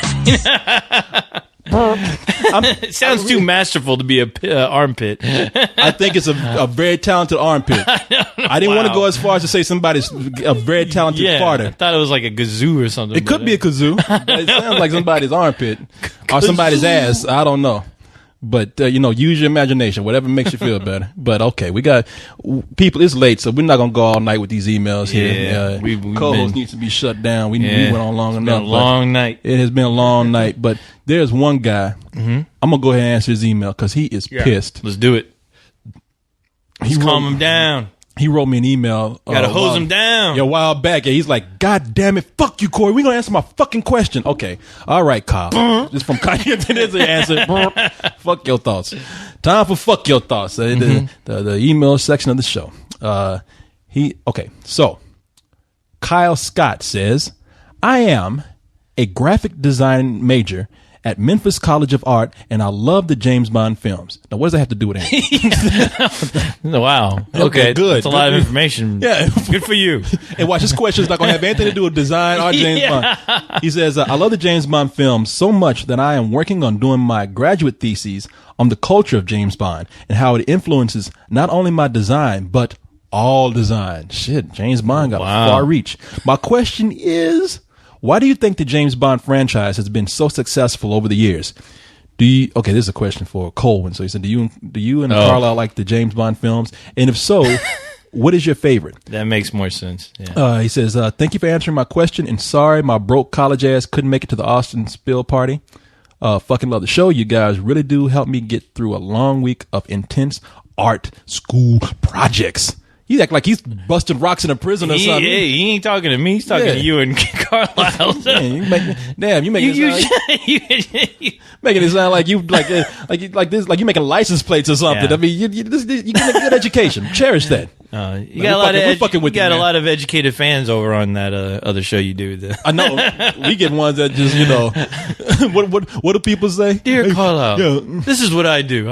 I'm a major. I major in coolness. Yeah, we get emails like, "Hey, did you see the Vanessa Hudgens? She got more naked pictures for our show." I actually prefer for Coleman's. We get questions like, "I'm doing my thesis on thesis on James Bond and his influence on the world." Dear Corey and Carlisle, I made my rocket today. What are some of your influences and how you picture? I am the a world rocket scientist and I major at MIT, and I am actually building my first robot. Who is your favorite double agent? What movies would you program him to love? Do you prefer Grey Poupon or yellow mustard on your hot dog? On your sausage wiener? Yes. Please ponder while I work on my thesis and await your answer. Eagerly awaiting your answer, Professor Scott Kyle. Did I tell you I'm doing my master thesis on the newest iMac? I am recently building a holodeck to take the place of 3D in motion pictures. Let's see. Okay. My favorite James Bond movie to date is probably, and I know a lot of people are going to say, are you serious? But it is Casino Royale. Mm-hmm. The remake, not that I agree. Not the comedy. Not the comedy. No. Wasn't that a Woody Allen movie? Did he direct that? I don't know. I don't know if he directed it or wrote it or had some kind of involvement with that. But maybe I'm wrong. But more than likely, I'm wrong. But yeah, James. See, all the James Bond movies, they got pretty hokey after the first movie, Dr. No. Mm-hmm. After Dr. No, that's when we started getting into the gadgets and we started getting into the puns. And it got ridiculous. Yeah, Moonraker took it to a whole new level of ridiculousness. Man, like even Goldfinger, that's a classic James Bond movie. I love it. I love Thunderball. Yeah. I even love a lot of the Pierce Bronson movies. I like the first one that he did, GoldenEye. Yeah. I like not The World's Not Enough, but the last one with Madonna sung the theme song, which I totally hated. You got me on that one. The James Bond I didn't really care too much for was the Timothy Dalton James Bond films. Yeah, the Timothy Dalton ones, those are forgettable. They're completely forgettable. But they all kind of follow the same pattern of he goes in, he gets gadgets, he fights a supervillain, right? And then he Moves on to the next film. Has It always fucks seemed, a lot of girls. all those films, they all seem like the same film after a while. But Dr. No was made like back in 1962, and that one did have Q, the guy who gave him the gadgets. Yeah. He wasn't making a lot of puns. He was very cold-hearted. Like the closest thing he made to a pun was like somebody came in to assassinate him, and James Bond was hiding somewhere. Yeah. And when the guy thought he shot James Bond in the bed, he pulled it back, and of course there's some pillows and some covers and so James Bond comes out and he's like, your weapon only holds 6 weapons and you've used all your 6. And he just shoots the guy. You know? And so I think Casino Royale was a throwback to like the what James Bond really is. Like he's ruthless. Right. He's also not all about the jokes and the puns, but he's about getting the job done. He's not, and it also shows his loyalty to his country. Yeah. Like he really is out there trying to defend the honor of not only save the world, but the honor of the Queen. Yeah. So I mean, yeah, the newer version of him, yeah, it's a 007 you can believe. You know, it's a double agent you really can. You can watch that film and realize, yeah, this guy fucking he's a badass for a reason. You know. Because this motherfucker's like crawling walls like Spider-Man, and he's kicking ass, and he's not. He don't have time to make jokes. No, he does not. Plenty of time to blow up shit, but no time for jokes. No. And I think the one movie that was probably was a departure from all of the other James Bond movies is in Her Majesty's Secret Service, which had James Bond, George Lazenby. Is that the one at the end? I think he gets married. Yeah, his wife ends up getting killed. Yeah, and and that was. I saw that on TV one time, and I had no idea it was a 007 movie till at the end. But it was a very strange flick. I wanted to check it out only because I was like, wow, it's like serious tragedy happened at the end. And when you find out it's 007, you're like, oh, fuck. Why have I never heard of this film? But yeah, no, it was because it was a very soft James Bond, and I think even kept it a little bit of that in Casino Royale with him like losing somebody that he cared about and just becoming very ruthless after that. Well, it kind of made sense in that movie. It sets up how he ends up being. Yeah, and Daniel Craig was a great James Bond. I mean, he brought that toughness back to James Bond, where James Bond before was just kind of like it was turned into a comedian. No, it was a total joke. I mean, it was every 007 movie after GoldenEye seemed like a parody of 007, you know? Yeah. And even a few of the Sean Connery, you know? The thing is, I find it hard to watch some of the Sean Connery 007s only because I think when Austin Powers started making fun of that, making fun of the whole secret agent thing, watching those older Sean Connery films, you can't help but reference a lot of those jokes to Austin Powers. Well, you can't help but think about Austin Powers when you're watching that movie, you know, because they're poking fun at all those movies. So it's really hard to watch them, you know, and you know, think that world is all that serious, you know. Yeah, no, you're right. I mean, they became very much parodies, and Daniel Craig's James Bond showed a guy who relied on his toughness and his dedication to his job instead of relying on gadgets and a bunch of stupid puns, and that. And then the it wasn't directed by Woody Allen, the old Casino Royale. Yeah, who did that? I don't know who did. Oh, okay. I just know that it didn't have him. Woody Allen was in it. He was in it, right? Yeah, he was. And there you go. And Peter Sellers was in it. Oh, okay. And David Niven was in it. Wow. But I'd actually like to check that out. I think I've seen like bits and pieces of it. Yeah, but I've never seen the whole thing. No, I've seen it. It's not that good of a movie. Oh, it's really? actually pretty silly. Okay, we'll hear it. Please answer this for LTD. God damn it! Well, since you that's our show. That's right. Okay, and here we're going to get an ignorant question, and it comes from that guy, and that guy says, "What are some of the most badass animated fight scenes that are full of fuck yeah that you have ever seen? Love the show. Don't stop and die." We don't plan on. Try not to. Ninja Scroll. Yeah.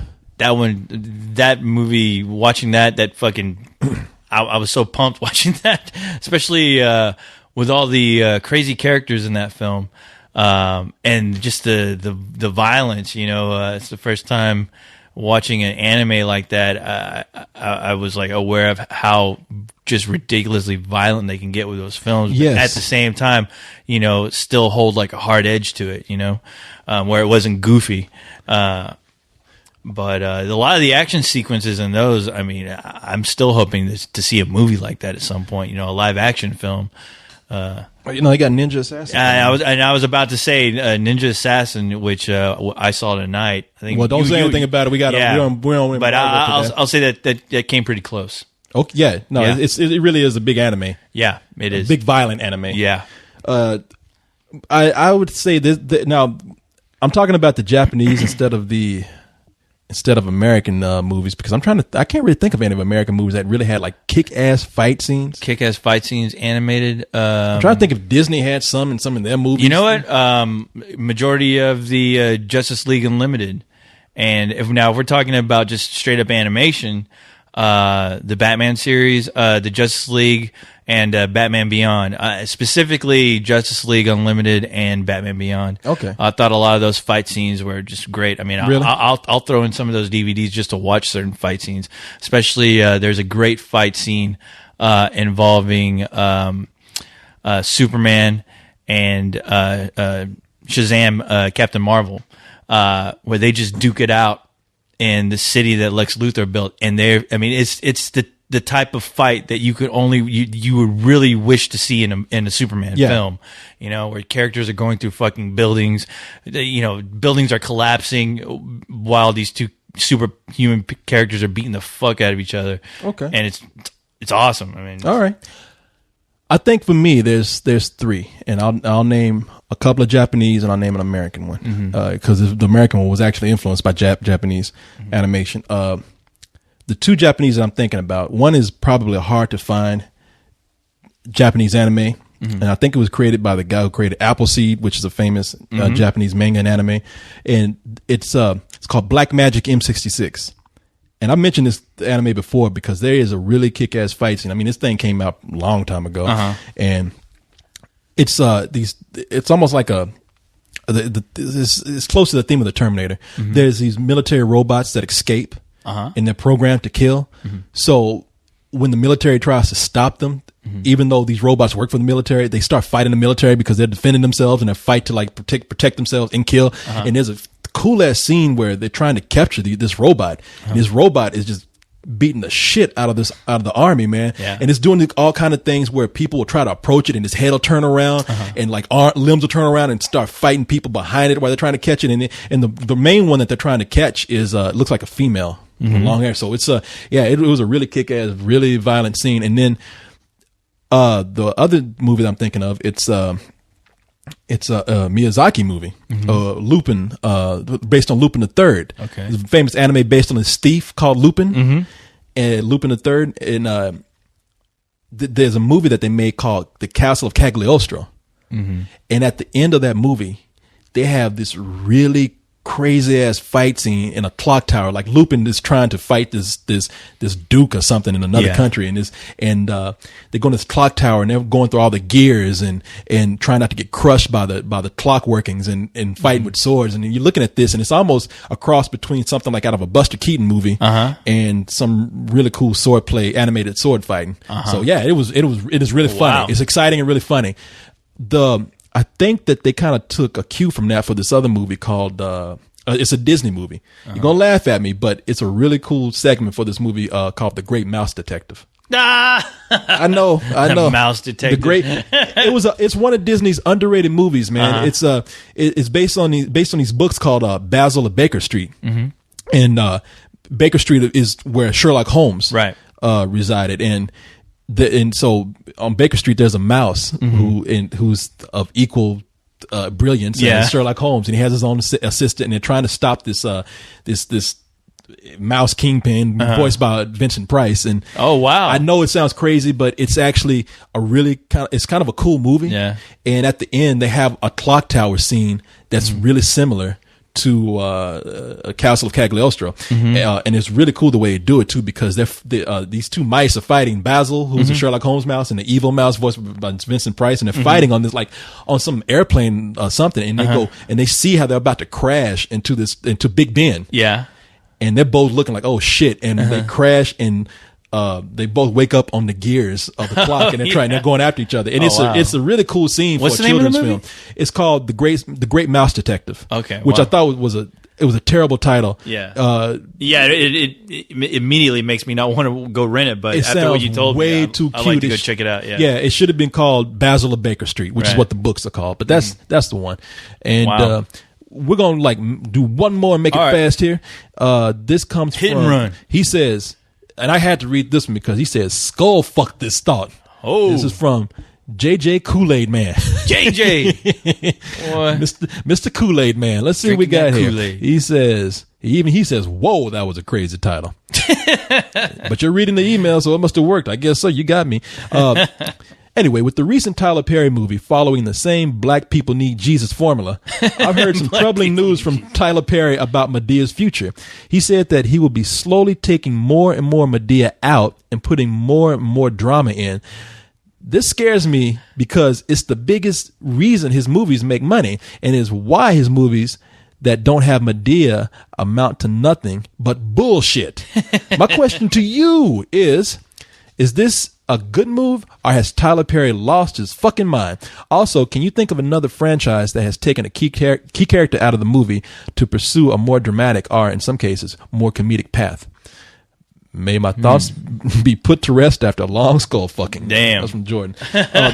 You know something? I cannot predict the future, so these kind of things, I mean, you can speculate on, and I'm going to be with Tyler Perry for trying to do more drama. Now, if he can, instead of complaining about taking Medea, instead of complaining about taking Medea out, I'm not worried about that. I'm all for go ahead and try to grow as a director. Try to do more drama because some drama in your past movies have been kind of fucked up. Well, I mean, yeah, I'm only speaking about the last Medea movie I saw where Medea goes to jail. Medea goes to jail, and all that fucking after school special drama was very like. It seemed like I was watching a community play. Yeah, Derek Luke was in that thing. He was trying to cry and he couldn't. It was terrible. No, it was awful. It was awful. And taking out Medea is the worst possible thing you can do because she's the whole reason why I'm there. And that character, for some reason, it completely works. And I don't know if when he's writing that character, that's the only character he cares about, because every time she talks, I mean, it's hilarious. It makes sense. You want to see more of it because it actually works. It gets the most laughs, and it holds my attention. Everything else that Tyler Perry's throwing in with his, black people should be in church more often, I just don't care about. Well, see, that's what I'm thinking. I think he instead of worrying about Medea, I'm worried about that with his dramas. I'm worried about him putting more church in. Has nothing to do with my beliefs on religion or anything like that. It's just, it's unnecessary to repeat that in every fucking film. It doesn't, and it doesn't work because it does play very poorly. I mean, the drama is very poor in those films, but he has the comedy down. I mean, why don't you do what works? Well, the reason why I say I'd rather see him, I don't mind him taking Medea out and trying to try to do more drama, because if he's working with the right actors, his drama is not that bad. His this last movie that he did, I Can Do Bad All By Myself, had Taraji P. Henson in it, who's a great, I'm burping and shit. She's a great actress. I've been seeing her all over the place as far as magazines are concerned. She is very talented, man. And he's working with her, and he had this young girl in the movie. Now I can't remember the girl's name, but she was the young 16-year-old girl in the movie. And there are scenes with her and Taraji P. Henson that are stellar, man. I mean, they're really good. And there's even some scenes where it's very melodramatic. Yeah. And he has another Brian White, I think is the guy's name. The guy's a good actor. So even this guy just being like pretty much one note villain. Yeah. He's a good enough actor to pull it off. You hate that guy. And I'm thinking like, okay, you know what? If he can like actually develop more drama, like with these kind of actors, and take all this church shit out and everything, then he might have something. He might be growing better as a director. In Medea, in that movie, not that funny this time around. No, really. Had some funny scenes, but not that much. It was right at the beginning of the movie, and that was it. Now that makes me think, like, is he throwing in Medea just to get a certain audience in there? I mean, because it doesn't make any sense to me why you would try to make a drama and you're actually putting some effort in, but you're throwing in Medea just to have her in there. Well, that's why he wants to take her out, I guess. So he wants to concentrate on more drama. Because he's just through that character, I guess. I think look, you can only go so far with that character, and I think that. See, the thing is, I don't think. Well, at least from the movies that I've seen, which has only been that one, I don't think he's done enough with that character, because I think there's a lot of potential to tell it. Like, you can do almost like a Mrs. Doubtfire with that character if you wanted to. You can make it work. I mean, but you got to be a smart enough writer to pull something like that off. And maybe he painted himself in a corner with that Medina character, as far as just letting her just be a one-note character. I don't know, because watching Medea Goes to Jail, it seemed like two completely different movies going on. And the part that I enjoyed was her just being crazy and talking shit and, just getting upset about everything. That worked for me. The rest of it felt very amateurish, and I just didn't care for it. But that's me. So whatever the audience is that's into that, if he makes money off that, that's great. But it's, I don't know. For me at least, I would like to see more Medina, because I like that character, and it's not only because it's just a ridiculous character. Not at all.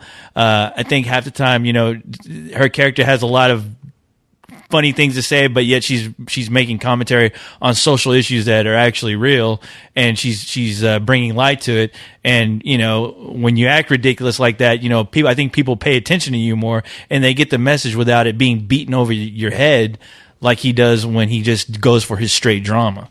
So I think it's Medina is a good subtle way of getting your message across, so. Yeah, but, we'll see what happens. I know he had made a conscious effort. Then his next movie is going to be based on a series of stories from black women, I think. And that's supposed to be a very much more dramatic movie. I don't think it's supposed to have Medea in it. Oh, really? Medea is not one of those women with black women with stories, Is Medina is she gonna introduce the film? She's gonna be like the crypt keeper of those films from now on. Welcome, kiddies. Because hello, children. Children. Welcome. You're at the movie theater. Everybody sit it down. I got a terrifying tale for your ass. Everyone got their popcorn. But now, as far as speaking about what his other question, as far as characters that kind of get slowly taken out of the films, the only, not so much comedy, but I always think about this, Pinhead. How that Pinhead in the Hellraiser series, Pinhead, in the first one, he popped up, he was like the oh shit guy, he popped up, said you fucked up, and everyone in the room's gonna pay now. The second movie, which I love, Hellraiser, Hellbound 2, that character was just an awesome character. You got to know his backstory and everything. But what I hated is that series went along and it went on for like 4 other movies, I think. He slowly got taken out of those films. He almost became like a Rod Serling to those films, as far as pointing out how these people fucked up and the punishment that they're going to have to now that they're now going to have to face. And that always annoyed me. Till I was like, you have this great character, and you just now he's like a side note, and why do that? Why have him? Because he's popular for a reason, because he's kind of like the intellectual boogeyman, he would tell you why you fucked up, and he'd explain to you your desires, and he'd kind of point out the ugliness in you. And that's what I loved about that character. But as the movies went along, he became background, he became like fucking an extra all of a sudden, and I hated that, Yeah. So, but as far as any other character, I can't think of any other characters that have been prominent and down the road just become like side characters. There's some TV shows that they did that with. I know back in the 70s, you had the Mary Tyler Moore Show, and Mary Tyler Moore was a comedy, and her boss, played by what's his name, Ed Asner. He had they did a show, they did a spinoff show with that character, I believe, if I'm correct, and that show was a more serious show in tone. So yeah, by taking Mary Tyler Moore out of it, she went on to do something else, and it was the same world, but it was a more serious tone to it. And they used to do that with TV shows a lot, I think, with some shows. I even think they did that with some cartoons. Like they'd have one cartoon which was an action show, and then they have a character spin off from it, and it would be like more of a kiddie show. Mm-hmm. So I can't really think of any right now, but that's thinking about cartoons. Yeah, I was like, didn't they do that with Spawn too? Like Spawn seemed like a very big character in the first season of that series, and later on in the series, they tried to turn him into a pinhead, or he would just pop up at the very end, and kind of have to dish out the punishment as to the wrongs that people were doing. But the show never turned into. It never changed tones. Yeah, I think maybe if you want to compare, talking about Pinhead and comparing something like that for horror, I think they added more. They played around with the Crypt Keeper more for a comedic tone, so that they could even make a children's show out of it. Like you had Tales from the Crypt, which was a very adult show, very scary, but they softened up the Crypt Keeper. I think they instead of like calling it Tales from the Crypt, they call it Tales from the Crypt Keeper. And the Crypt Keeper he would host a show, and he looked cuddly instead of like scary. And he became he was the comedian all of a sudden instead of the scary introduction. And he hosted a children's show. It was an animated children's show, and the Crypt Keeper would come on, and he'd have a little bit of a larger role than he did in Tales from the Crypt show, and because of that, I guess since he was so funny that they figured, hey, we can do a children's show with him. So I don't know. It definitely changed the tone to where it was like a lot softer and more funny since it was for kids, and since they want to add a little bit more of the Crypt Keeper as a mascot. So if you're talking about more like that in those lines, you could say the same thing as far as Toxic Avenger and RoboCop when they turned those into cartoon shows. You know what? I don't know if they took a character in or out though. And made more of them. They just switched it. And RoboCop was kind of like still an action show. It just they just didn't show as much violence when they made it a kid show. They definitely did something like that with speaking of cartoons with Ghostbusters. Oh yeah, where the show was kind of a comedy action show. Mm-hmm. It was for kids, but it was a comedy action show. But then they did a spinoff with Slimer. Yeah, that's right. And Slimer his cartoons had a totally different tone, and they were strictly funny. They would just they weren't adventurous or anything. It was Slimer in these little situation comedies. Yeah. So just because Slimer was the mascot, he didn't need any going on any crazy adventures or anything with the Ghostbusters. He would do these cute things. So that's. I don't know if that counts or not, but there you go. I don't know if anything we said counts. We're reaching now. Let me look up something. Before we go, I just want to see if Ed Asner did have this show. Okay. And I want to know the name of this. Ed Asner also does a voice. If you want to know who Ed Asner is, for all you kids out there, if you've seen the what do you call it? The Boondocks. He is the voice of the white neighbor. Oh, really? That moves next door. All right. What? Lou Grant. I think they did a show on. Yeah, they did a show on Lou Grant. Mm-hmm. That and it was like because Mary Tyler Moore, I'm looking here, ran from 1970 to 1977, and Lou Grant ran from 1977 to 1982, and it was a very much more serious show. It had a lot more drama in it. So there you go. All right, kids, that's enough now. It's late, boy. It's fucking late. Getting up good. I know we're passing out right now. Talking about fucking Ed Asner and shit.